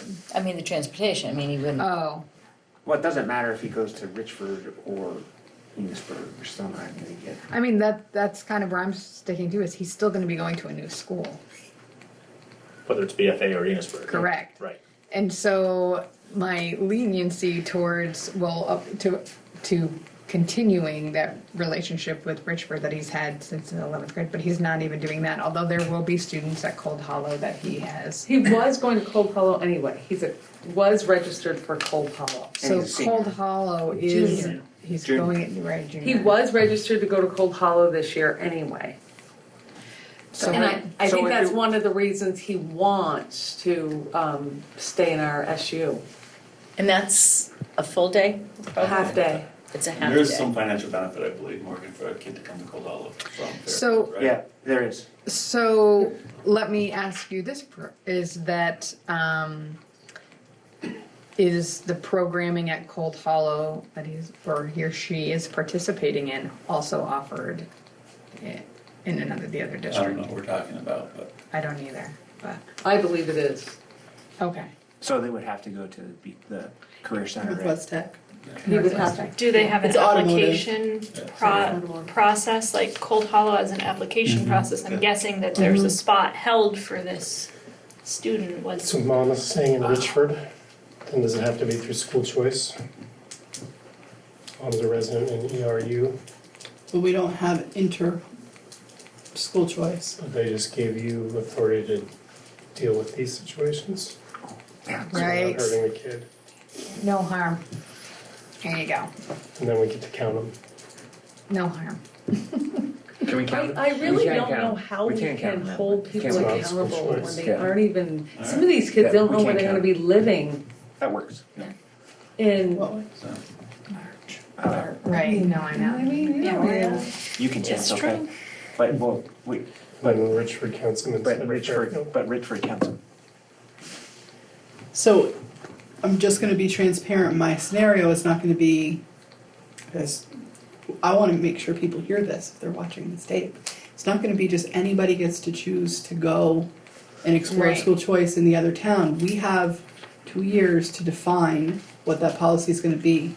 This case, and Beth and I talked about this earlier, is a little different It's because exciting, the circumstance changed. If we were to say you have to stay in Richford, there's a transportation issue.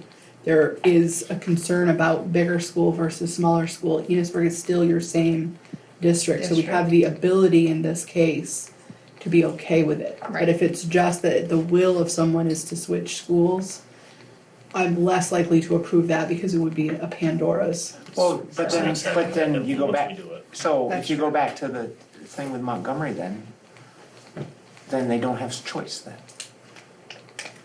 Cause their only reason we're doing it then is for Montgomery's choice. I feel like it's a little, like this kid was already here. You look at That's that true, as, but the eighth grader isn't. And technically, they have a parent in the district. But the eighth grader coming in, We don't have time for that. Well, what about Fairfield? We haven't even gone through the first Okay. couple Would the All right, I'm students just- be I'm just pointing out, I think counted in my as mind there's a living in little inconsistency Fairfield there. and have to Just- tuition to Enosburg? No tuition. No, they don't tuition. Not with one. They have to go to they have, BFA. they have to go to BFA. They don't have school choice. They They have don't, school oh, choice. okay. Yeah. Well, they have school choice, they just didn't fill out the paper. I wonder, yeah, exactly. Well, they have. They have- They don't just get to. No It's dollar not amount. willy nilly. Universal. Yeah.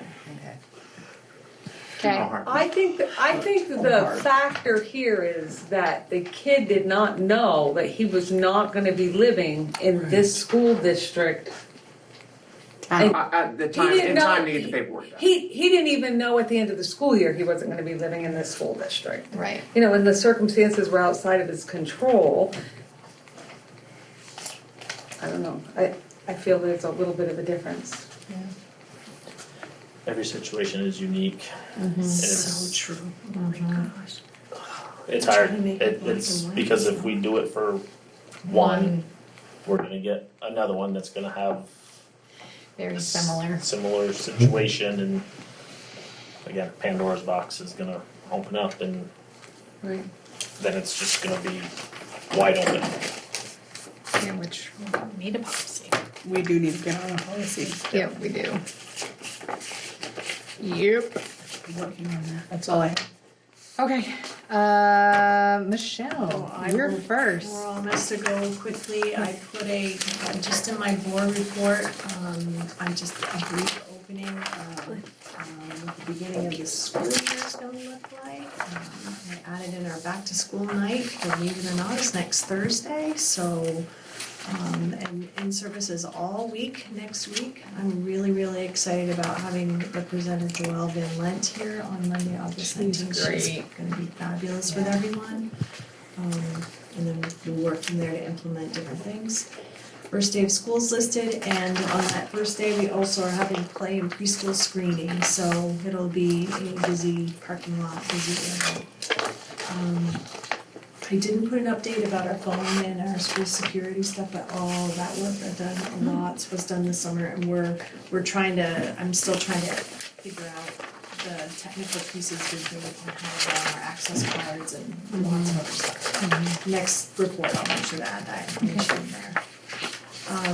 So the two action items that I threw in, hopefully you were able to see them okay when I added them on electronically, but they are our K through 5 student handbook. And then I also added in that we have now a pre-K handbook that has a little more detail to it for some of our preschool families as required by lots of licensing fund that we have. The biggest change in the K through 5 handbook is, in fact, all the bus information that was put in there to be consistent with other schools in our SU. And it was good to kind of have that time during the Leadership Institute to look at this, because I really had no idea what discrepancy was out there between all of our elementary, all of our schools, but it stood out a lot as we were able to talk it through. So I'll just kind of quickly tell you, it's page 9 and 10 in the handbook, and pretty much in there, it's lined up exactly with Richford Elementary now, where if a student is getting a first offense, they're warned. A second offense is an automatic suspension for 3 days from the bus. Third offense is 2 weeks from the bus. This is different than what we had before. Before it was just warning, 1 day, 3 days, off for the year. Fourth offense is now a whole month off of the bus, and the fifth offense would be they're off for the remainder of the year. So, again, lines up with what Richford Elementary and all of our grade levels are doing. For a couple of years. But that really is something that's going to stand out for a difference for our families when they get the handbook. And then I went and did some directory things like usual. So the last page includes every new staff member. And then I found, still after doing this multiple years, I found a couple typos. I corrected those, but so pretty much wondered if you had questions about it, either handbook, and No. the only Good. thing missing are calendar pages. I think Lisa will have those done, and so we give it out to families with the pages on there. But yeah, So do all the handbooks, the policies line up between the 5 schools, or 5 buildings? Yes. Like the cell phone policy at Richford High School is the same? Those are procedures. Procedures, okay. right. Big P policies that you guys like approve, those are all the same, and then we're starting to develop some more common procedures like the bus stuff, since we have students who move between schools, and that can follow them. Right, and I can't tell you what the procedure's like at the elementary level for cell phone. I know in here there are various things that have to be a little different, but yeah. I'm kind of just trying to point out the key things that changed from last year to this year. That was my question. The bus stuff is a big one. So, Good. Good. so usually we get a motion for our Oh, yeah, that's right. Okay, so do we have a motion to approve the K-5 and the preschool handbook? I'll make that motion. All in favor? Aye. All opposed? So moved. Can you make sure my office has a couple copies? Yep, I can send it electronically too. So you wanted me to update on hirings for the summer? We didn't have any, we didn't have to fill any position from, well, I think May we did, Mary Ellis went to the central office, so Amber Renadette took her position. So that was the main one. And Jennifer Caswell was sharing for art. Look at you for a while. Art between the elementary schools, so. Nice. I feel like the board already approved Amber Renadette. And they already Yes, approved Jen exactly. Shaswell too. Yeah, Yep. that was back in May. I think that was all I have in the summer. So far, no paras either running to be boards. Nice. Yep. Good, thank you. And then next we have Kelly. So I just want to say how delighted I am to be in Richford. It's been kind of a whirlwind of a summer.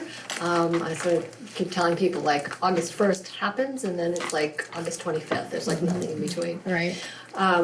I've spent a lot of time, there's been a lot of staff in, I've spent a lot of time meeting with staff, having long conversations, asking lots of questions, getting lots of questions answered, and just really gaining a lot of information, trying to build relationships, and just, navigate things, figure things out, figure out what is our work. And some of our work has been hiring has been hiring. And we've had this influx of kids. Well, it feels like an influx of kids. I'm coming from a small school, so it feels like an influx of kids coming in. We still have one position that is open. It's the early ed, special ed position that we are interviewing this week. So that's good. It's starting to feel like a little down to the wire about that. I have hired one person as a para-educator, and that is Brianna Marshall, so we'll need to take action on that. And then there are we have at least 2 children that are coming in that we just learned about this week that have one-on-one paras, and so I have advertised for possibly needing more paras. And then I did also do an interview yesterday, but. And you're working with Michelle on that? Yeah. Okay. So I just ran that by her today, yeah. Okay. So the board won't need to approve the para. Okay. I approve those, but you don't have any teachers that you've hired this summer? No. Okay. We still have the one halftime literacy person if we can find somebody. Right. We did advertise for a halftime literacy intervention, but we've had Consolidated, right. we've had no takers on that so far. We've had 0 applicants on several of the No positions that we've had. Like 0, yeah. 0. Wow. So we planned accordingly, just if that happens, it will be a bonus. Right. Yesterday I spent, under student issues and planning, yesterday I spent almost a full day, about 3/4 of a day with a number of teachers and 2 of the special educators working on doing some pretty intensive planning, working on support plans for students who either have had support plans in place and they needed adjustment, or their new teachers needed to be sort of brought up to speed on those, and for some other students who I think probably some behaviors rose to the level at the end of the school year, and there were some concerns, and so teachers and special educators and I got together and did some real intensive planning in hopes of really supporting those students as they come into school. So the current teachers, we looked at IEP goals, and then we looked just at for some kids, like every minute of their day, and really trying to proactively plan where might be the trouble spots, and then what are the resources that we have for that, for those times. And I gave them a document that I had used previously in my other supervisory union, and I think teachers came away feeling like it was incredibly productive, that they at least have some idea, in gaining some information from colleagues and just doing that planning process, feeling more confident about how to fully support some kids as they're coming into the school year. The summer program there was a half-day summer program that was held for the first time at Richford School. So the kids were half-day at Notch, that's what it is. And then some of those kids came up in the afternoon. And it was like, I had no measure for that, but it was, it looked like it went great, and people said that it went great. It was really nice to be able to meet some kids, in advance, have some faces to some names. And there was also a meal program, a dinner program that was offered to the kids. So the kids got to have their dinner at the end of the day. We will be having our back to school night on the 26th. We have in-service all through next week, and then on Monday, the 26th is our last day of in-service, and we'll be doing our back to school night on that night. And then I think finally there was a continuation of the asbestos abatement that took place this summer, and so we have new floors all through the hallways and in the offices. Fancy. So, and they look good. Good. Yeah. So that's coming together. Do we have any more down there? Morgan? Gym. Yeah, the gym and the gym closet. It is in a closet, office. Yeah, I know where it is. Yeah, those, I think, are at, kitchen's done. I think the last is the gym and that PE office. Nice. Great. And next, Rachel. So I also have handbooks for approval. They're both pretty minor changes this year. I have the exact same bus policy and procedure in my student handbook as Michelle shared, and it's the last page. And yeah, that was something we worked on and kind of made uniform across the district. And then other changes were updating staff information, going through and making sure all the policies noted were the most updated versions. And then if you did notice any typos, it's because I made edits, and then I had a new administrative assistant starting just like this week pretty much. And so she just gave them like a read over and final edits today. So if there are typos in the version you saw, they've probably already been fixed.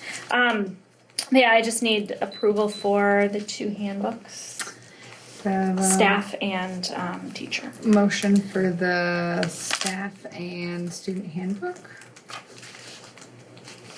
I'll make it. Thank you. All in favor? Aye. All opposed? So moved. The rest of mine are just kind of informational things. We have a new and 6th grade student night on August 21st, so it's coming up this week. I get to come. Next week. I never get to come. You get to come. this So year. exciting. Our first day of school, I put on there. Lynn talked about the CIP for the district. I attached our schools. It's the same thing. It's just kind of, you'll see it's pared down. There's less in it because each school, the SUs has kind of like everything everybody's working on, and the school's specific one has what specifically from kind of that big SU umbrella is the focus of the work over the next several years for the middle school. So that's kind of for your reference. That's posted in the middle school as well. And just a couple building updates. So like Michelle said, we got a new phone system. It's to make us E911 compliant. So now any teacher who dials 911 from a classroom, that classroom where it is identifiable by the 911 system. So it'll know like it was a call from room 233, which is in this part of the building, which is like, so they'll be able to identify where the emergency is.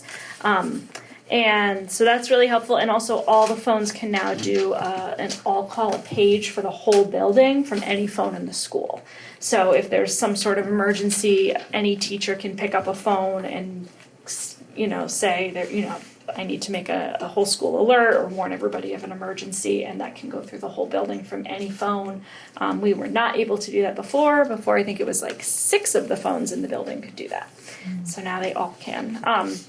Also, I think they work great, but I don't quite know how to use it yet.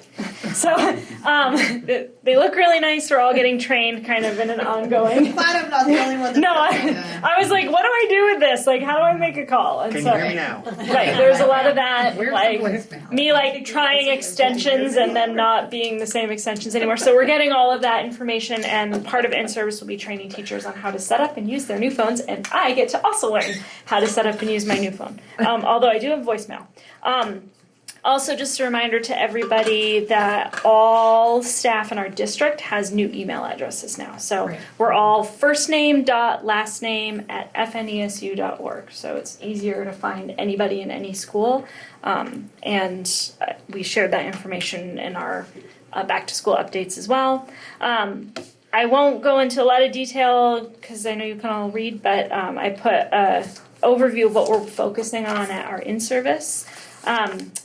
And then I have just 2 staffing updates. One is we are going to be needing a new custodial staff person, and that's kind of, we always seem to need one of those, but we're in the process of that. That's a person who left over the summer, so now we're going to be filling a position hopefully this week.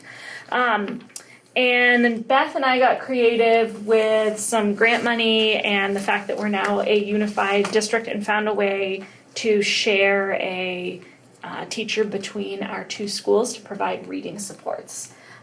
So that is that's something we're going to be able to do for next year. So I just want to. We're proud of how crafty we were. I want to thank Rachel, who really worked. When I heard they were getting a reading specialist, I'm like, you're kidding, and she's like, hey, we're one district, we can share. And so, thank you, Rachel. Nice. You got creative, so it'll be. She really worked to make it work for us, so thank you. And then, is Richford High School, the phone system E91? Can you guys do the same thing they can now at the high school in Enosburg? Is it? So can you pick up? Yes. Okay. Yes. So you can pick up a phone anywhere and make Yeah. an announcement anywhere? Yes. Okay. It used to both, be- we just, last year we did that at the elementary school. Okay. That was not possible at the elementary school. We had a 1940 intercom system, no, 19, I think it was 50 You're or not off by 67, I think, probably. But now, both schools, you can pick up from anywhere, and the elementary now connects, now it's outside as well, and we couldn't before last year. Okay, but you don't have key codes? To get in the building. So no access code. No access codes, Okay. no. We have a key. I think we're the only one right No, now. we still have keys. No, but I mean, I have a. You have a swipe card? Yeah. We don't Yeah. have swipe. It's, No, it's we don't not have a even, you swipe don't even card. have to swipe, but Yeah, you yeah, use yeah. card, you put it right up, Proximity. and there's, Oh, yeah, it yeah. opens specific doors. So we're gonna Yeah. change our locks out because, I mean, we don't have an alarm in our building either, and there's keys. without Everywhere. doubt. So that Right. is the case in many of our schools, is that over time, as people have left, there are these keys out there. And so you They all, need Jane Fletcher working for them. That's still no guarantee someone. I know, I'm just joking. Yeah. So, yeah. And do we, and we got that under one of the grants. Safety right? grants, school safety grants. Is that And- money, do we know if those? If you applied for one last year, Yes? which we did, you're not allowed to apply again this year. You're So we didn't not exist last year, so Right. we're good. it's by school. If your if your school did it. Your SU did apply Absolutely. this year, Because Yeah. Okay. because we did not apply last year, and we found out that our SU can apply. There you go. That's great. Are you done? I'm done. Okay, great. Now we go Beth. No, Joseph. Yeah. Sorry. That's Sorry. okay. He changed the agenda. On the heels of dittoing what Kelly said before, I want to say that I'm also really thrilled to be part of the supervisory union and to be an educational leader and principal at the high school in Enosburg. I've been warmly welcomed by kids and staff and parents and just the community in general, and it's really great living in town and getting to walk to work and home every day, which is really nice. Let's see.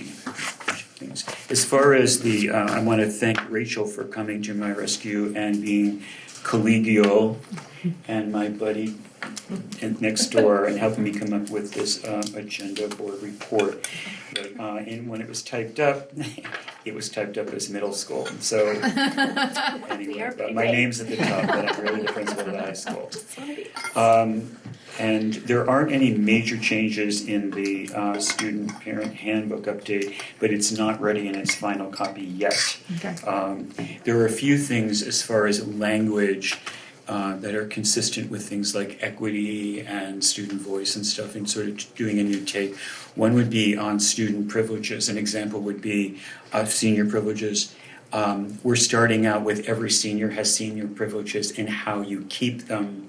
We're going to talk about how one keeps your senior privilege rather than losing them. Mm-hmm. So it's putting a positive shift on that. Just sort of language can set a tone for how people experience things. We want to make the handbook user friendly, that kind of thing. Let's see. We had a 2-day leadership conference retreat, which was really successful. The primary goal was we focused on 3 different components of school leadership and about staffing: congeniality, collaboration, and collegiality in the interface among those 3. That ultimately our goal is to work towards high-level collegiality, but we can't do that without collaboration and congeniality, which we have lots of in the school and in the community. So we did a lot of planning for our in-service training, which is the 21st and 22nd, and we've got that all mapped out, so we feel like it was really successful. Good. Let's see. Rather than just present an administrative team as two people, myself and assistant principal, we're going to be meeting this year with the AD and technology as well, and also the head of guidance. So those folks who are on it, those folks who are on administrative contracts will meet together again in the spirit of collegiality. So the left hand knows what the right hand does, and we can work in partnership and collaborate. An example would be the AD may need support from another administrator around how to do conflict resolution with parents and kids.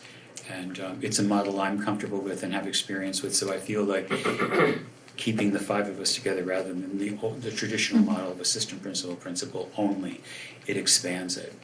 Let's see. Building and grounds, an ongoing issue. I've had several tours of our building and grounds, and I have some updates. One is on the fence that this board approved to go around the property right across the street. And that was for the amount of $4,477.11. The work on that, which we were given the go-ahead to do, is starting. It should be happening this week. We want it completed by the beginning of school. Question about parking fees. Familiar with, evidently students are being charged, is it $40 a year for parking? There's that. Because there's a limited amount of parking space, and I wasn't aware of this. But do we want to keep it at 40? Do we want to raise it? Do we want to lower it? It's up to the board. What are your thoughts on that, folks? I think that's for the side lot. The side lot. Oh, And they okay. can park down in the For fields. free at the field. Yeah. Usually And it it's was also seniors free only at that. all around the side. park and in front of Cold Hollow, which is an issue, but it's, Right. I don't know if you've gone through there during the day, they're not paying the $40, they are parking on the street, which isn't ideal, especially in the winter. I think 40, I would just keep it at 40. Yeah, I That's would too. reasonable. And is it just for seniors, or is it anything just for Usually- seniors? That lot Side is, parking lot is seniors, yeah. it doesn't mean that there aren't juniors that park there. They need a couple of days of Jim Lynch out there going, you're not Yeah, a senior. Exactly. Before it stops. And I park it between the two buildings, cause I catch all kinds of kids going right where the staff and parent parking is between. Oh. They don't like me, but I'm just. I know, the same thing. I'm like, you're not parking there. Jim also had, that lot's right outside our window, and Jim has to remind some kids that leaving doesn't need to be an announcement. Right. It can just be you can just go. The world doesn't need to know. Glass in the muffler system to announce arrival and departure. Yeah. So I would keep it 40. Keep it the same. Okay, the refrigerator in the kitchen that stores produce needs a part that costs $800 just for the part. Or, we found out today, for $1,800 you can get a new, which seemed like for only $1,000 more you can get a whole new fridge to keep the produce. This is for the kitchen or is this for The the? kitchen in the high school kitchen that we share. Oh, so it's a big, it's an Like the industrial. It's an industrial Okay. fridge. Yeah. Yeah. Not like we're not like buying like Well, Yes, this they're is mini like fridge $1,800 for like the ones you tap and they light up Exactly. that I'm not allowed to have Mr. because they're Twitch. expensive. So for something like this, you already have approved a budget for Yeah. him to work on this, Right. so at I'm this just putting level. that out Okay. there, that this is in the air. Yeah. So And then- we okay. typically wouldn't ask for board approval. I Right. think he's just doing He's this just in- letting I'm just it out. announcing what's going on, yeah. And I'm not sure if you know about this, but you probably do. Last year, the largest kiln in the art room died. It was killed. It was murder. It was the kiln was killed. It was though. And I got- It's not even just a joke. I got a full explanation on it. It's gone bye-bye for good. Okay. So, yes. And the the estimated cost, $652. That includes labor and material. So, Yep. and I know it's used a lot. Actually, Yeah. It's one of the. Yeah. There's This- ashtrays and peanut holders abound out of that thing. We don't make ashtrays anymore. Oh, you're right. That was my age talking. No, pencil holders. Vape trays. There you go. Okay, and then there's been this ongoing conversation prior to my arrival about relocating the safety cameras that are located out in front, in the front office. If they were to be moved and relocated, it would cost something like $8,000 to hang somewhere located elsewhere in the building, or a brand new system for $80,000. Yeah, not the 80. So just So- putting so- that out there, okay. that's been an ongoing conversation. I Okay. said I would bring it here, and I just. So where are the cameras? They're in the front, in the reception area. of the Oh. building. You walk in the front door, and then where the roll-up windows are, they're within that first It's section. the TVs. The TVs that not show. the actual cameras. Oh, the so it's to monitors. move the monitors somewhere? It's to move, it's to move the actual monitors themselves, and there are Right. 3 I remember we $8,000 to move those? to move them, That- to move and relocate them to another. It's the pricing for getting anything done on that system is not reasonable. We Right. get we had a camera not functioning right, like the timestamp was wrong in one of the middle school cameras, and the quote we got just to change the timestamp made us say we can do the math in our head about what the time is. It's a little outrageous. Do you have to use that company? I don't think so.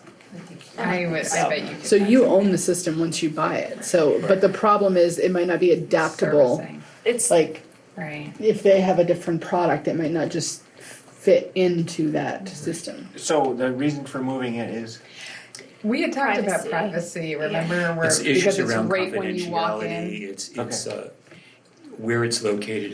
It's easily accessible to just about anyone. If it were, it would be more secure and confidential if it were located to a different part of the building. But I don't even find that the visuals come through rather clearly. And it hasn't always captured some of the things we were hoping it would. we have some blind spots in the school, which this might be a conversation for another time. Mhm. Like, Not not on the to, camera. but I just wonder if if we're talking about the cameras in general and the person we're working with in order to like service and update them, who because we can't do it ourselves, can literally charge us anything to walk into the building and make a change. It might be a bigger conversation if we're talking about quality and blind spots and needing to update a system. Got a couple of ideas on folks that you might talk to about a second opinion, just would be able to come That in and sounds say, good, right. I can work on this or I can't, or this is what it would cost to replace with something that meets your needs. That sounds good. Good. So I bring that information here Okay. tonight at the request Thank of you. the technology director. Okay, we're having the welcome 9th grade students and family members on August 26th from 6 to 7:30. Okay. Again, first day of school is the 28th. The new phone system right here, just already talked about that. Back to some student issues. One of the things that I have seen work rather successfully in other schools, and it's also a real effort, an initiative here in Vermont, is the increase in student voice. And historically, student councils and leadership teams have not done a whole lot more other than planning for dances and other events, which are still good things. But I was looking at, well, we have our administrative leadership team, and then we have our district leadership team, and then the leadership team in the school. And I was looking at ways to, and I'll be talking about this with the staff, about having a student leadership team that has norms and expectations and missions and visions that parallel in process what we do at the other levels. And again, it's preparing them for later life and transitioning post-graduation. Yeah. into the community, so we're pretty excited about that. Great. And just that we're having in-service, I already talked about that. Perfect, yeah. That's pretty much it. Great, thank you so much. You're welcome. Beth? I want to go back to Rachel for Oh. a second. Your start date is the 29th? Sorry, 28th. Okay. That is not. That must be a typo. Okay, My I just- mistake. 28th, like everybody else. Gotcha. Yes. She's taking a day off. It was a Without pay. It probably Yeah. was the 29th last year, and when I updated an agenda, I might have missed that. So Oh, I'm getting Yes. punchy. We got. yes, don't worry. You can, Holly, you can send your kids to school on the 28th. There'll be somebody there. Well, You don't have to I wait won't an be, extra so day. that'll be good. Beth, what do you got? So I have hired a few paraeducators who left at the end of last year. One is job sharing, and she job shares with Pat Holdley. And Bobby Jo Capone came from St. Albans Town. She's actually been working as custodian this summer. And Linda Marcy is replacing Emily Fletcher. Eric coached for us last year as well, for soccer, varsity soccer. But Liza Bordeaux did the girls varsity, but Katja Langmaid and Abby Kuhn assisted her, and they've stepped up to coach varsity this year because Liza's doing a master's program, so is not returning as a coach. We are looking for a junior high boys soccer coach and a girls soccer coach, if you know anybody who's interested. Okay. I Nope. tried. I said no. He can't do it anyway. You could volunteer, Oh, you could volunteer. or we could get Out of away the with it. goodness of Nope. his heart. All right. Nope. Fine. No. You're right. My husband's really hoping I find somebody. I really hope her husband does it. Cross country is Richard Flint. Our part-time custodian at the high school, who has worked for us the last few years, while she came back to school, and she graduated last year. She was a great employee. She's going to be working at the elementary school because we haven't been able to find a second shift person. So I told Kelly it was one of my parting gifts to her. She's a wonderful employee. And so we're looking for a part-time person up here. Gotcha. We're interviewing tomorrow, so we will be hiring. I believe that you received electronically our student handbook and our staff handbook. Yes. One of the big changes in the student handbook was the attendance information. In the past, they needed to come to an attendance committee. If they missed so many classes, they didn't pass unless they were granted an appeal and had to do extra work. But with the proficiency movement, we decided to make that part of our preparedness score. So we changed that section. There were a few typos we found, and we fixed a few other things that were in there. Like we took out the transferable skills because when we were running it, we made some changes. We're working on our proficiency, the changes in our proficiency handbook to reflect the tweaks from this year. I'm sure Enosburg's doing the same thing because the changes are the same. But did you have any questions on either the staff or student handbook? No, I was surprised how thorough the staff one is. They were Thank you. thorough, like right down to the nitty gritty. Thanks. Yeah, good job. We made some changes this year. And Jane, I want to commend Jane. Jane does all the work on the student handbook, and we have a really nice student handbook that's in calendar form. So thank you, Jane, for all your hard work on that. So, yeah, if you didn't have any questions, I didn't know if we could get approval for that. Yep. Do I have a motion to approve the staff and student handbooks for Richard? I'll make the motion. Thank you. All in favor? Aye. All opposed? So moved. So, I have a question on sure. grading under the proficiency-based standards. So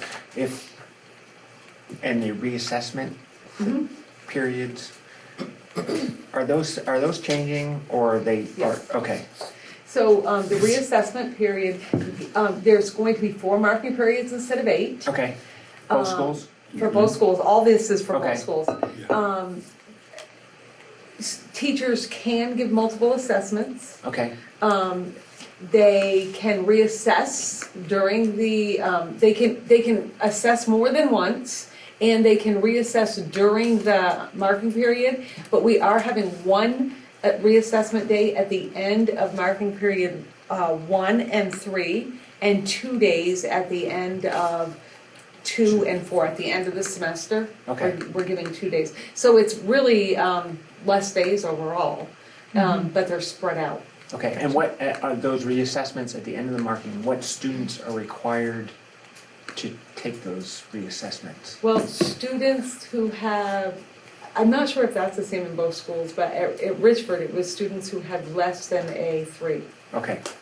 And we have aspirations to make them flex days so that students aren't off during that time. We're really working to make that happen. I'm not sure if we will or not, because there's a lot of planning that goes into that, to provide other opportunities, like maybe either for enrichment or service learning on those days, instead of just having them off from school. I'm not sure that's going to happen this year. Okay, so what happens if the student does not show up on that reassessment day? They were supposed to be given a 0, but we didn't do that. We just gave them the score they had. Okay. Most of our kids showed up. Most of them showed up. There were a few who didn't, but for the most part they did. Do you think that, because I'm not sure, at Enosburg, I think there's a lot more kids that, I think the messaging might have been different okay, for a variety of reasons, and I think that we're in a better place this year moving Okay. forward. I think some of the changes were, that was a place for us to start last year. You know, it wasn't where we wanted to land. And some of the changes we've made, I think students will find they're favorable changes. So will staff and hopefully parents. And I think that in terms of consistency, I would like to think that our messaging will be better. okay, so if they don't show up, what happens this year? I went to doors last year. Okay, We called parents. I think that helped a lot. It got the message across early that you're supposed to be here, you're supposed to be here. And so we called several parents.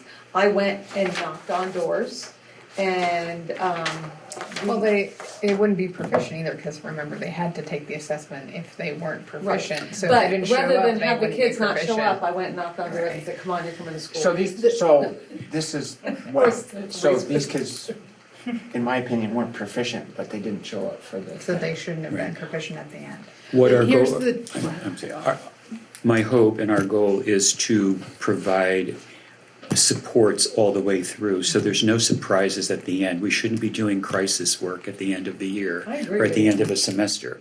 There should be more closely monitored, so I and the guidance department and the faculty will work on kids who are showing those signs of being at risk academically. So we're not waiting at the very end and it becomes a surprise and then we flip into punitive mode. We're trying to avoid that, which is different than asking kids to be fully responsible for their work. And then as much as possible developing relationships with parents and families so that there are no surprises at the end, or very few. Okay. I was gonna say, or very few. There'll always be some. It's different. but The yeah. scope of it should be very different this year because it's not everybody having to do the assessment at the same time. Right. So there'll be those opportunities for them to do it along the way Okay. this year. And I think also, we are presented with the challenge of, we did a major change last year, and this year it's less of a major change, but I think also we are still straddling two systems, because this is the last year of Val-Sal. The grade point average for proficiency was different for 11 and 12 than it was for 9 and 10, because things were switched majorly for them, for both schools. And so I think that as time passes, it will become easier, because we won't be running two systems, Okay. I hope. Okay. Did you have anything else, Beth? Yes, there's a couple of things. I put some comparison, well, we have freshman orientation on this Friday. Okay. They're going hiking, and there's stuff in the building, there's an escape room, we're doing several things, and a parent thing that night. in-service here next week. We are doing a joint in-service also with Joelle Van Lant. We started that my first year here, doing a pre-K through 12 in-service, and that's something we want to continue, so that we're all on the same page. We are having a welcome back to school afternoon right before Kelly's so that it doesn't conflict with parents. And I put in there some of the changes over time of our SBAC scores, because now we actually did pretty well on the, what's it called, snapshot?